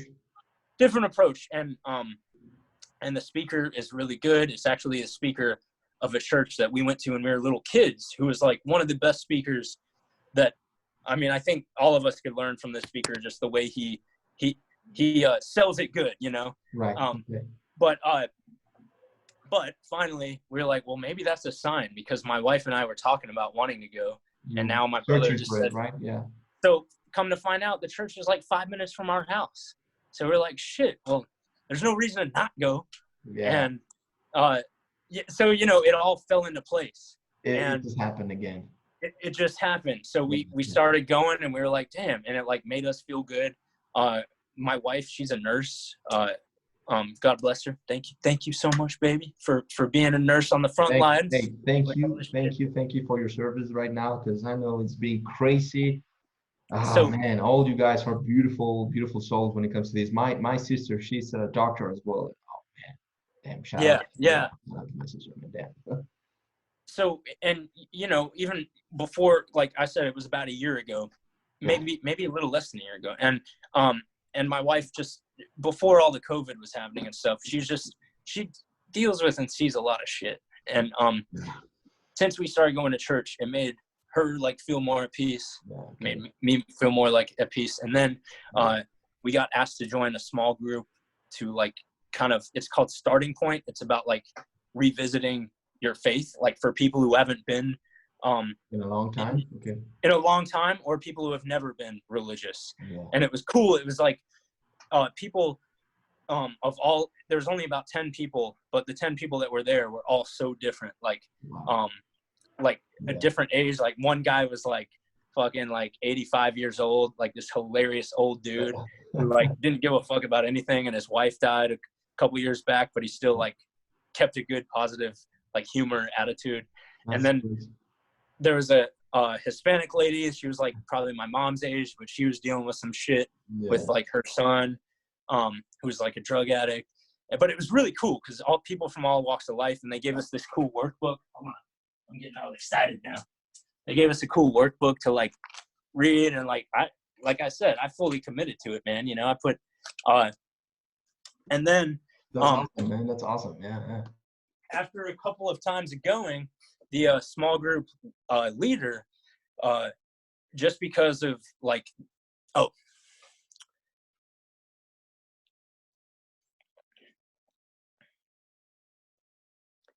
Pablo.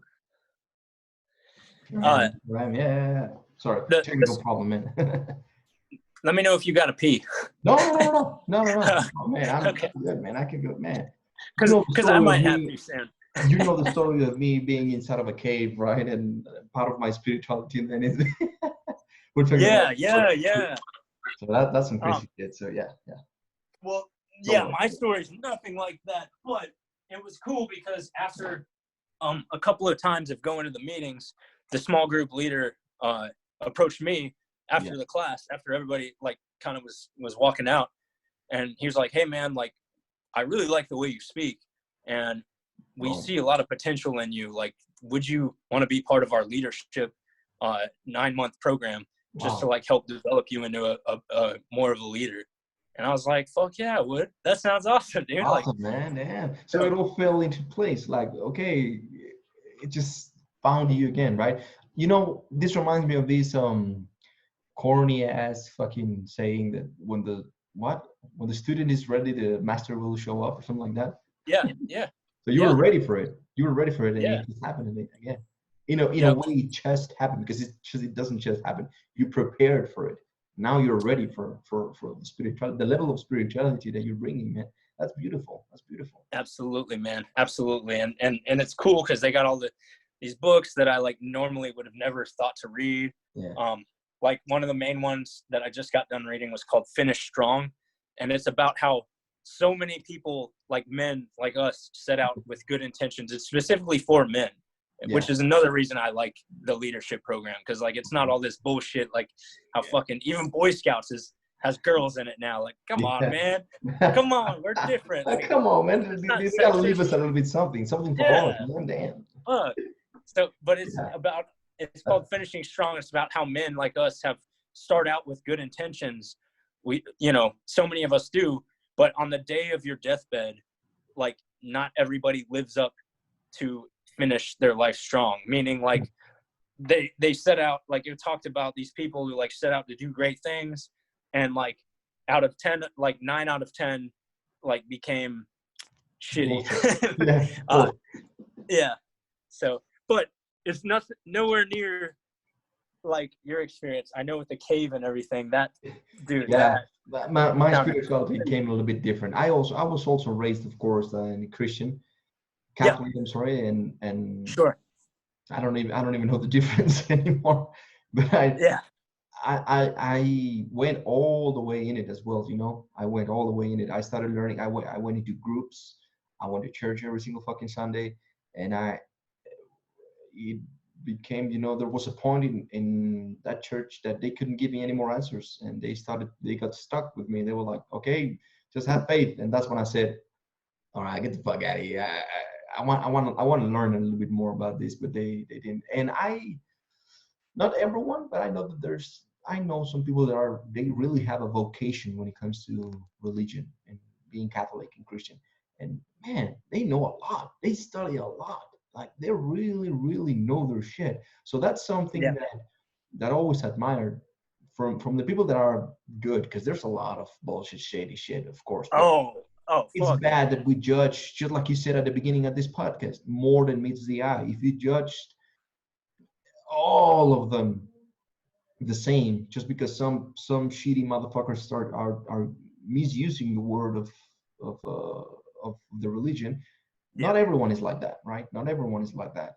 And I remember being in Italy also, and I met up with Cardinal or something like that. Super random, man. It was super random. I was at the Duomo, like the huge church, right? Like the cathedral right in the center of Florence.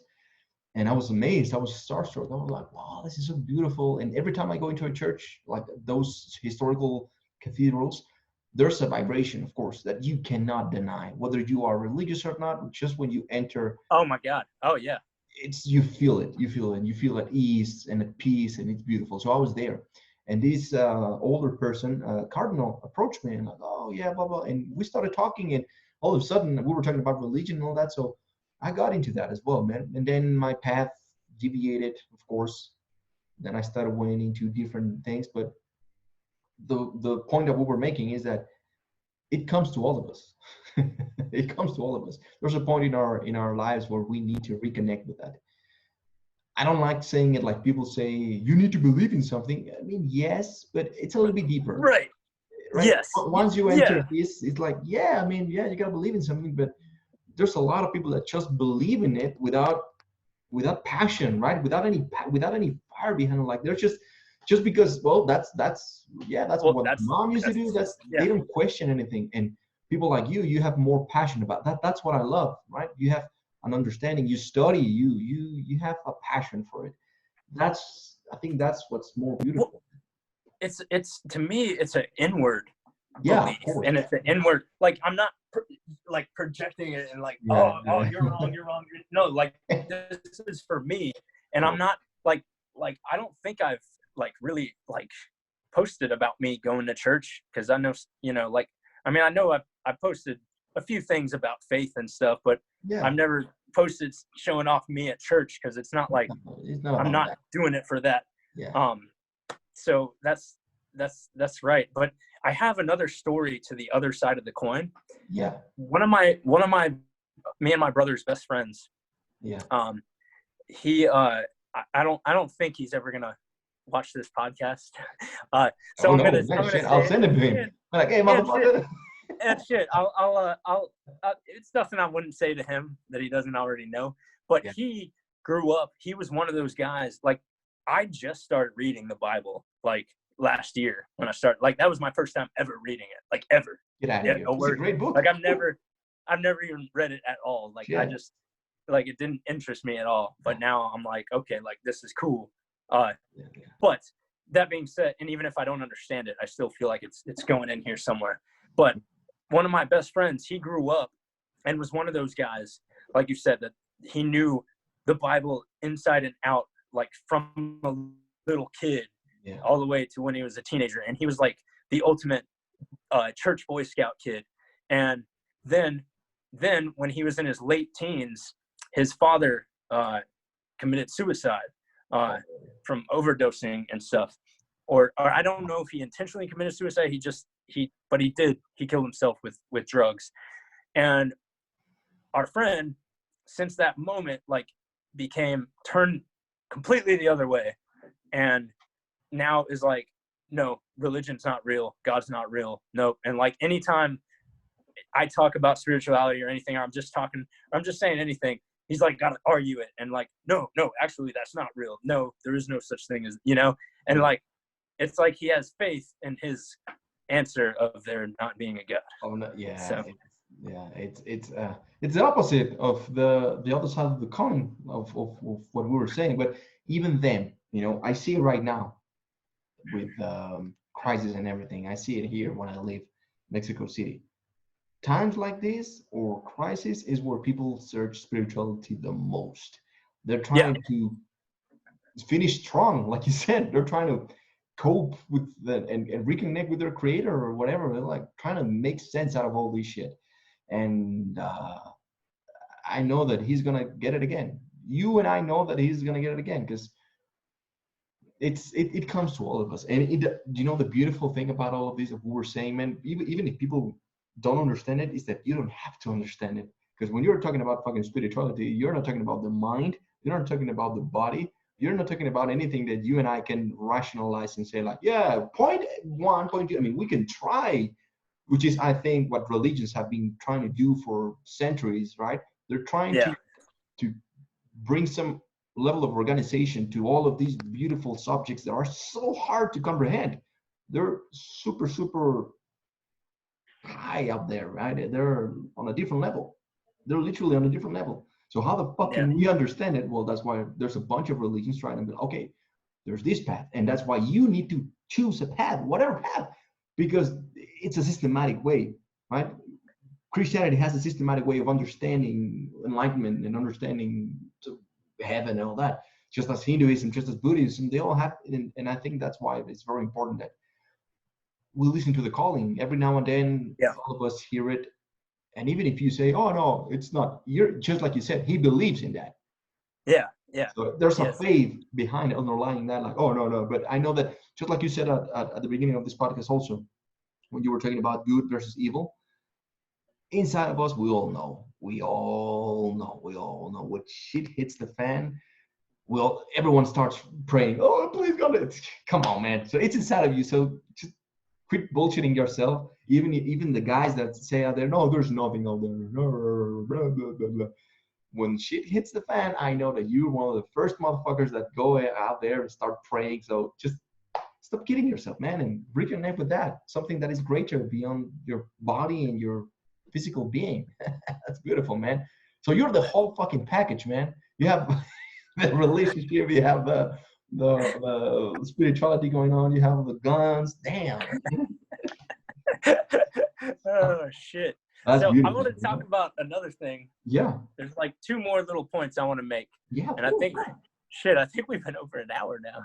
Oh, more than an hour. I knew that we were gonna go, man. That's why I don't bring a lot of people, because you're my friend, all right? We go back and forth. It's like we're drinking beer, just hanging out, but our conversations are deep, are insightful. It's not just shooting the shit. We make fun, we laugh, but we're also hitting some points that I know the people that are going to listen to this, they're going to be like, damn, that's some shit. Yeah. I hope at least a few people can hear that and kind of have a light bulb go out for sure. They will. So I think, just to deny a higher power, to me, that's like really, to deny a higher power is like your ego, I think. Of course. Because come on, man, like to me, like restoring my faith in the higher power and God and the force and all that, is that I like that. force, yeah.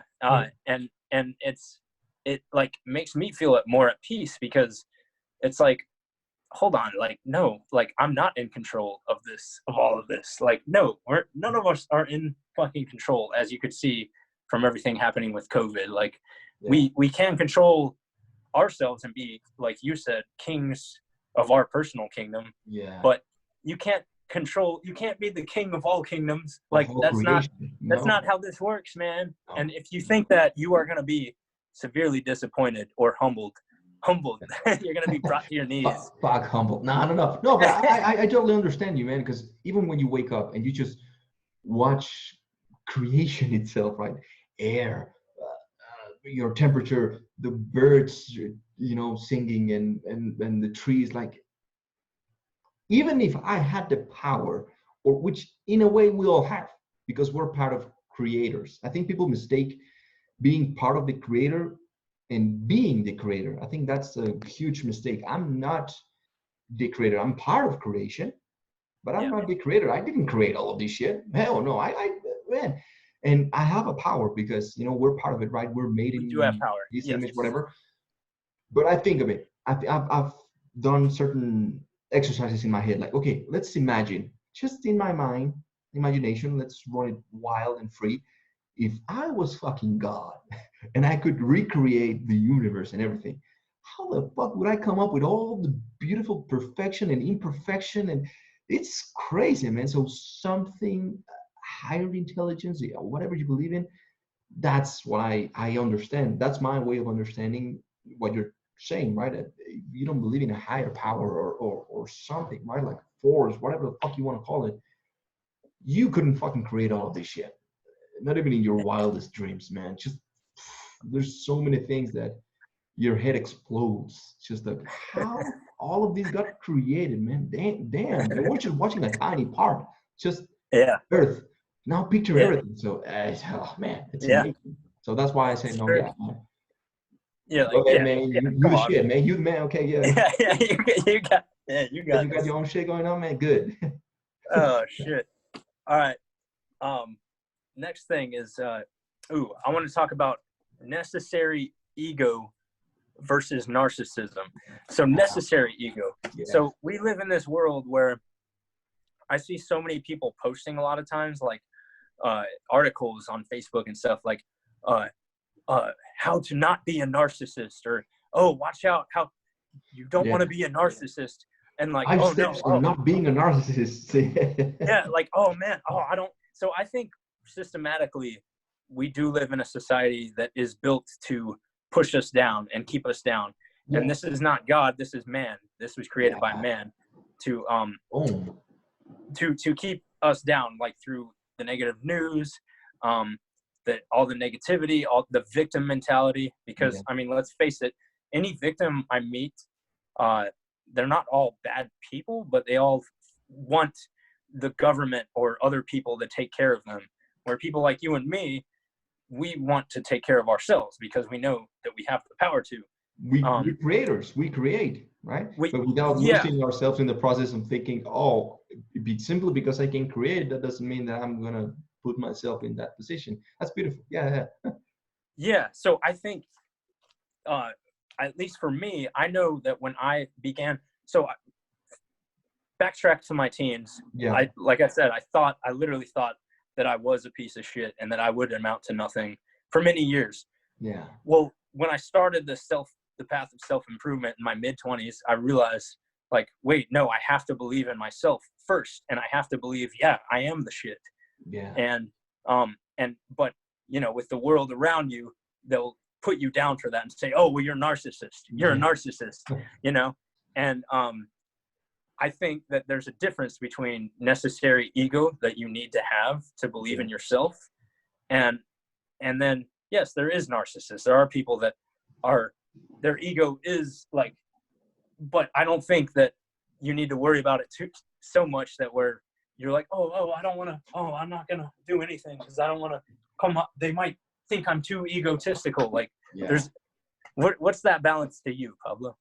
Oh, thank you for asking me, man. Oh, damn. Oh, the tables have turned. Now you're asking me. Oh, man, damn. No, I'm glad that you brought it up, man. Yeah, we can talk about that because it's beautiful. It's one of the main topics when it comes to being an image consultant, because there's people in my industry, they're focused on the superficial things. Literally, they're just focused on being in a way, right? And it's all about ego, ego, ego, ego. And that's one of the main reasons I also, when I was living in Italy, I hated fashion. I got into the fashion industry and I fucking hated it. I work in Salvatore Ferragamo, right? One of the top fucking brands. And I hated it because there's a lot of ego. So I saw that end of the spectrum. I saw the part of ego, and I was like, okay, there are these people, they're talking about themselves and they're beautiful and this and money. And I'm like, fuck no. So I understand what you're saying, the difference between being a narcissist and having a healthy self-esteem.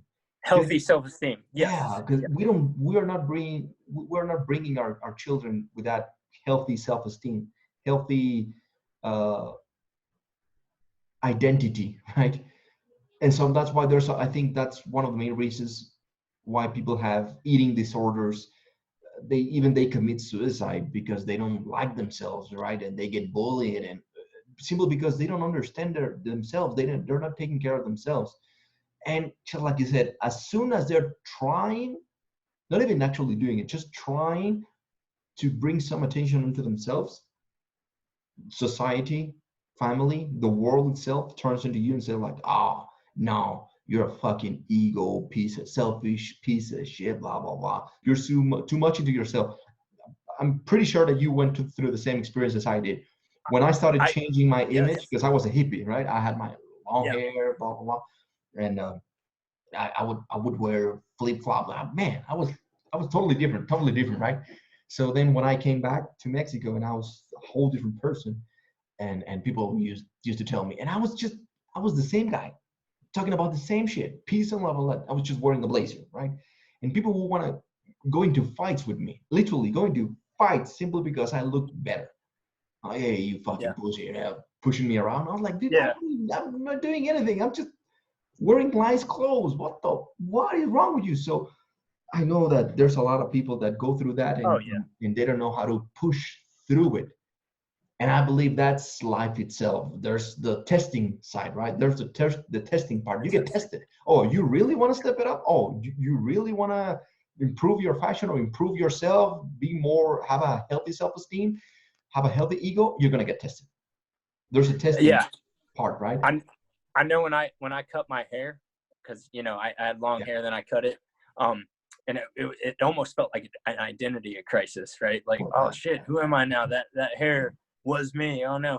But I know, like, there were a handful of people that I knew from like high school and stuff that were like, oh man, you were a lot cooler when you had long hair and stuff, like, and shit like that, Yep. and like, and when I started dressing nice, me and my brother, we had people in the office, like other real estate agents, that would like make fun of us for dressing so nice, which is a fucked up thing. Like, man, are you guys dressed a little too nice for, like, who the fuck? Like, it's the craziest thing. It's like, okay, do you want me to be a piece of shit? You want me to dress like shit so that I can be a part of your group, so that I can be accepted? Oh man. But hey, okay, so you went through that, right? So you know what I'm talking about being tested.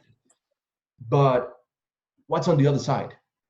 After being tested and you get all the heat, you get observed, you get criticized, you get judged by doing something nice, by caring about yourself, by going to the gym, and you get criticized. But then what's on the other side?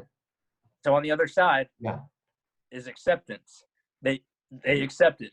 They get tired, and then they're like, shit, well, I guess he's going to keep doing that. Shit, well, that's just how Pablo is now. Okay. And you All feel right. better about yourself, right? Yeah, and you feel better about yourself. That's beautiful, man. That's beautiful. Yeah, of course. So I'm glad that you brought up the difference between ego or negative ego or self-destructive ego and positive, or being a narcissist, like you said, being a narcissist Yeah. and having a healthy self-esteem. It's Yeah. loving yourself, right? It's you hit it. You said Yeah. it. Yeah. And people will try to put you down for it for a little while. Yeah. Beautiful. Who's this guy? Who does he think he is? You know? So But we all but go through it. Yep. So everybody listening here, listen to this. So you'll all Hey, go through it. we can even talk about the money side. You start making a little bit more money, even your family turns onto you. I know I did. You know, I had some family members like, oh, you don't take care of your family. I'm like, get the fuck are you talking about? But just because I'm making a little bit more money, it's we all go through it. I think that's God or universe putting you to the test, being like, okay, you really want it? I'm gonna test you to see if you deserve it. Yeah. Right. Yeah. It's all about the testing and pushing through that and just saying fuck it. I mean, did you want to say you had another point, man, or we can start wrapping it up, man? So just two more things I want to say. Yeah, of course. Go ahead. First of all, have you seen the East Rail trilogy by M. Night Shyamalan? Shit, no. No. So do you know M. Night Shyamalan, the director? Nope. Doesn't even ring a bell. I don't know nothing. I know it's a weird name, but he's a really good director. He directed The Sixth Sense. Oh, and yeah. He's the Indian guy. Yeah, of course. Yeah. He's an Indian guy, and he's cool as shit because he's made some really great movies with twists. With a twist of, yeah. So the East Rail trilogy, it's with the first one is Unbreakable with Bruce Willis. And the second one is Split, and the third one is Glass. Of course. Now I know. Those? Yeah, I've seen them. Of course, yeah. Great movies, by the way. Yeah. I love them. So bringing it back to the beginning of this podcast, like with me talking about comic books, I love those movies because it brings comic books into real life. Exactly. And the power of belief. You have to believe in yourself. And Bruce Willis was this crazy superhero, and then Glass was like the mastermind evil, and Split was the monster. And then in the third one, Glass, you find out that it was all like society, like people, we are all superheroes and we all have powers, but society, the powerful elites, like kept everybody down and like didn't want everybody to discover the truth. And Mr. Glass, who was the evil genius, actually ended up being the hero, showing everybody that they had power. And it was like so fucking cool, man. That's a great story. Yeah, it's a great turnout of the story. It's I love it. Yeah, so cool, man. Well, I wanted to make sure you saw that. And then last question I want to ask you, and then we can end this, is this is a quote from a movie, and I want to hear what this quote means to you. All right, you ready? Bring it, man. Bring it. I'm ready. All right. You shall not pass. Hey, wait a second. Let me go get it, man. Wait. All right. Oh, he's getting the snap. I know he's getting the snap. Oh, ready now. There we go. You shall not pass, bro. Oh yeah. There you go. You know, the actual line was "You cannot pass," but Ian McKellen, that's the name of the actor, right? Yeah. He pronounced it wrong. He said "You shall not pass," and they left it because really it's so cool. Yeah, but it was "You cannot pass." You cannot pass, and that's in the book. That was in the book. Oh man. Yeah. Oh shit. Well, yeah. So, what does that mean to you, Pablo?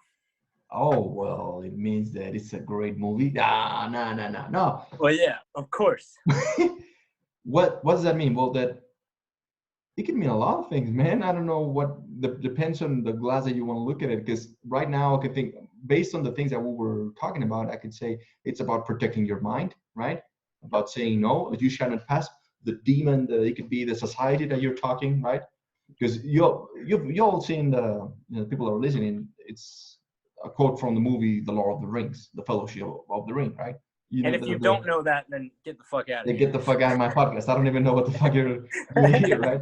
So there's it's this scene where Gandalf, the crazy wizard, Gandalf the Grey, is basically protecting and sacrificing himself for the Fellowship in front of a big ass demon, super powerful demon. And he's like, okay, no, you guys go ahead. I got it. I got it, B. I got it. So he says, you shall not pass, even though he knows that maybe he'll die. So it's about sacrificing yourself. It's about saying no and standing, putting up in front of the demons. And that demon could be anything. That's what it means to me. Yeah. That demon could be the criticizing, the self-criticizing, right? Because I think that the worst enemy literally is you, because Yeah. you allow the bullshit inside. You are your worst enemy. I remember me when I tried to make my videos, I was the guy saying, no, you suck. You don't talk good English. You're a piece, you're a paisa piece of shit. Nobody was saying that to me, man. Nobody was saying that to me. But I was hearing voices. I was hearing the voices of my neighbors. I was like, oh no, they're criticizing me. I'm like, get the fuck out of here, man. No one is saying shit. Just fucking do it, right? So that scene represents to me that it's the self demon, or the people that say, no, you cannot do it, because I had a lot of them too, you know, even family members. Because within my family, I'm supposed to be the idiot, you know, like the black sheep, the, you know, the rebel, Black and all sheep. Yeah. yeah, and I'm not, how do you say it, like the genius and all that. There's other Yeah. family members that are like, oh, he's gonna turn out to be great. He's a genius. He's doing great in math, and he's doing great in his grades. And I said, fuck it. I'm not gonna go to high school. I dropped out of high school literally. I said, fuck all you mother. So I'm always within my family. I'm always being like, oh, this Pablo, he's not gonna do anything. He's gonna turn out to be a drug addict. He's going to be there, and everyone was rooting for that, for me to be just a loser. And as it turns out, now I'm the guy that lends money to them motherfuckers.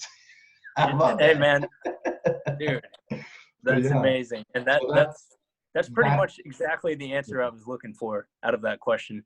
And but to you now, I want to hear your answer, man. I want to, well, your well, that version, what it represents to you, man. pretty much on spot on with what you were saying. I mean, that's why I wanted to ask it to you without like Yeah. giving you any other information, because I wanted to see what you would say. And it's pretty much spot on. I mean, you're right. In this adventure, like I'm my biggest enemy. You're your biggest enemy, and then we all are. And you got to protect yourself and say no to things and say no to people that are criticizing you. It's okay to accept criticism, because you don't want to be like Hitler and not No, accept and kill people who don't agree with you. Like true. that's not good either. You have to be criticized to some degree, but only when you ask for it, when you warrant for it, when you get criticized by somebody who is doing better than you, who's doing more. So And it makes you grow, right? It makes you grow. When yeah, you get criticized, it makes you grow, right? It makes you grow a pair of balls, right? yeah, pair of nads. Yeah. And like the demon you were saying, that could be anything. That could be a number of things. So so that's why like it's cool. I love talking about movies with people like you, because you're not just watching the movie. You're like, there's No, you're more to think creating a about. whole. Yeah, that's the well. Yeah, That's what I do. I know there's some people that maybe they don't get it like you and I do. Like they're just watching a movie. They're like, yeah, whatever. Who gives a fuck? But I think that's the beauty of the movies and the stories, and any story. It could be a story from the Bible. It could be you watching the moral of it. You have some insight. That's the beauty of it. And I guess that's why we're friends, because you asked me that question and we were on the same fucking page. that's it. That that's something that I want to say also as we're beginning to wrap it up, man. Is you have to find friends, find people, your peer group. You have to find people that are, if not the same, they're on the same. They're similar, on the similar vibration, right? Because it's crucial. I think it's crucial. And now we're seeing it with the times that we're living in. It's more about uniting. It's more about, being together, not thinking that you're gonna make it all on your own. It's all about me, and I don't need no fucking Kalina. My podcast is the greatest. Fuck you. I'm gonna entertain everyone on my own. No, man. It's about collaboration. It's about what I can do to help you, what you can do to help me, and it's about getting together with the people that are that are on that level, like you are, man. And that's why I appreciate you, man. That's why I appreciate your hustle, You inspire me. You inspire me, man. When I see you keep doing your shit, I'm like, damn. You make me want to do videos goofy like that. I'm like, damn. I gotta come up with something, man. You inspire me. Yeah, man. Yeah, can't take the shit too seriously. That's Yeah, another thing. Everybody listening, don't take life too seriously. All right. So no, man. It's let's because all have fun and laugh, man. But yeah, I think it's important. Don't you agree? It's important to have the right people by your side. oh, dude, absolutely, and that goes with the relationship. Yeah, Yes, exactly. You were saying for sure. it's very important. If you don't have people, because I know that there's some people ask me, okay, I have lame friends, but I think that's the beauty of social media right now and the internet. Because I mean, you and I are miles away from each other, but we're Yeah, connected through this. yeah, And we collaborate. And I know that if you and I talk through Instagram and through social media, we remember I'm asking you, hey, what's going on with you and all this craziness. So I think that's very important. That's very important that we keep a check on each other, man. That's crucial to me. That's crucial. Even if you're yeah, good, like you were saying, and we were talking about you being your own champion, and if you're reading your books, and if you are spiritual, and if you're taking care of your body, but like you said, if you don't have that relationship side, you're only going to get that high. You're only going to get that. You're going to reach a wall, like a point where you cannot grow anymore. So that's yeah, why I try to be surrounded with people that I'm like, damn, I'm inspired by. I'm like, damn, you know what I'm saying? Basically, yeah. what I'm trying to say is I'm licking your balls right now, literally. You're blowing smoke up my ass. Yeah. Hey, it's okay. You know why? It's helping my ego. Like my ego was here, and now after this podcast, my ego is like huge. Beautiful. I'm taking you from here to here. Awesome, man. Yeah. Now I need to talk to my dad. Call Like, my dad, and he could bring me back down. don't worry, I can say it. He'd be like, "Yeah, that's cool. You're on that podcast, but did you have 1 million viewers at that time?" Oh no, I don't. Oh man, fuck no. Please no. Oh shit. I don't want that shit in my life, man. Not anymore. No. But I understand it because there's family that keep doing that to me. The only father figure did I say it correctly? Father figure. Yeah, yeah. How do you say it? Father figure? Father figure. There you go. Yeah. I had a confusion in my mind, right? The only father figure, because I grew up without a father, right? He died when I was 3 years old, is my uncle. Yeah. His brother. That's the father to me. And he's kind of like your dad, right? He's always been like, oh yeah, but this. And hey man, I just went to Vegas and I did fucking phenomenal. Oh yeah, but blah blah blah. I'm like, oh shit. Yeah, but there's a point, as we were saying, when you grow mentally, spiritually, physically, where you can, I don't want to say forgive them because that sounds like narcissist.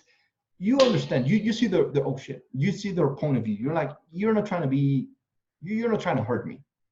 I understand that you're doing it out of love, and it's up to me to take it negatively or positively. It's up to me, not up to you, dad or for whatever. sure. Because Well, and exactly. You choose how you react to it. exactly. And I, in a way, I'm kind of grateful for it because I feel like it's kind of what's grounded me with my values of not being a little victim or not thinking that other people owe me things, because I know people, like especially single kids, like kids that didn't have siblings, their parents who like raised them being like, oh, you're the best kid in the whole world, oh my god, like they praise, they worship their kid, and then the kid grows up to be like a piece of shit who like expects everything to be handed to them.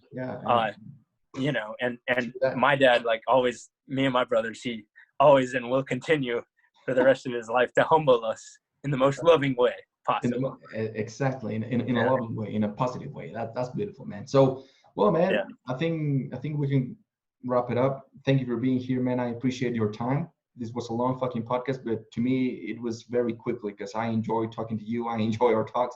I enjoy your mindset. I appreciate all the things that you said, man. And thank you. I really appreciate you, man. Absolutely, man. And the feeling is mutual. So thanks for having me on the fucking fashion matrix, dude. I mean, man, I finally like. You made it, man. Oh I man, you're made finally it. doing something right with your life. You made it to the Yeah, fucking shit, man. shit. You know you're doing something right when Pablito is having you as a guest. Shit. Hey, Shit, who man. knows? Maybe we'll be doing a seminar together in the future. Shit. Who knows? That'd be dope. That'd be dope. Dope AF. Dope AF. Okay, F. Dope. That's amazing, man. I hope that my work or my path leads me to your hometown, because I want to visit that place, and I'll get you. I'll get with you. I'll visit your brothers. I want to talk to your Yeah. brother, the stylist guy. Also, I want to be like, hey, what's up, man? Shit, I wanna I'm grab something telling you, serious with him, man. Yeah. that would be great. There's so many parallels between you and my brother that I see. So, yeah, man. Yeah. And if Awesome. you come here, I'll show you the cool spots, you know. I'll take you to the Yeah. local brewery, local food. Awesome. Any last thoughts? Let me tell you. Let me ask you something. Any last thoughts and any inputs? Any something that you're doing right now? A project, something that you want people to check out? Nothing right now other than if you like, I know Atlanta, Georgia is still like, and nationwide, Atlanta is comparatively one of the cheapest like big cities to buy real estate in. Atlanta and Gwinnett. I live like, I'm the next county over right from Atlanta. And we have people moving from like California and New York and New Jersey like all the time coming to Atlanta because of the cheaper taxes, the cheaper real estate. You could buy like I see you know, houses in California that are listed for like 1.5 million, and Crazy. here that same house would be like 400,000. Wow. So just, you know, if you or anybody listening who's a real estate agent has people moving to Atlanta or Gwinnett County, hit up the Kalina Brothers. The Kalina Brothers. Where can we find That's you, it. man? www.thekalinaBrothers.com, or the best is Facebook and Instagram, and you can find me at Joseph Kalina.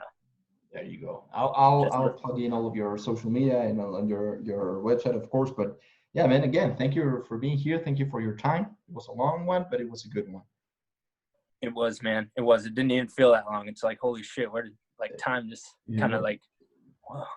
When you're having a good time, of course, man. Shit.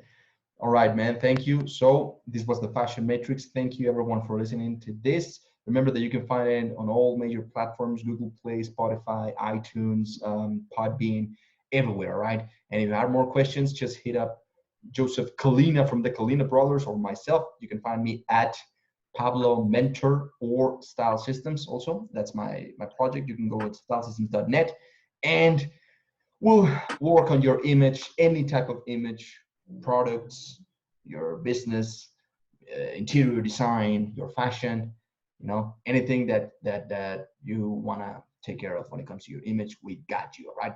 Thank you for listening, and until the next one.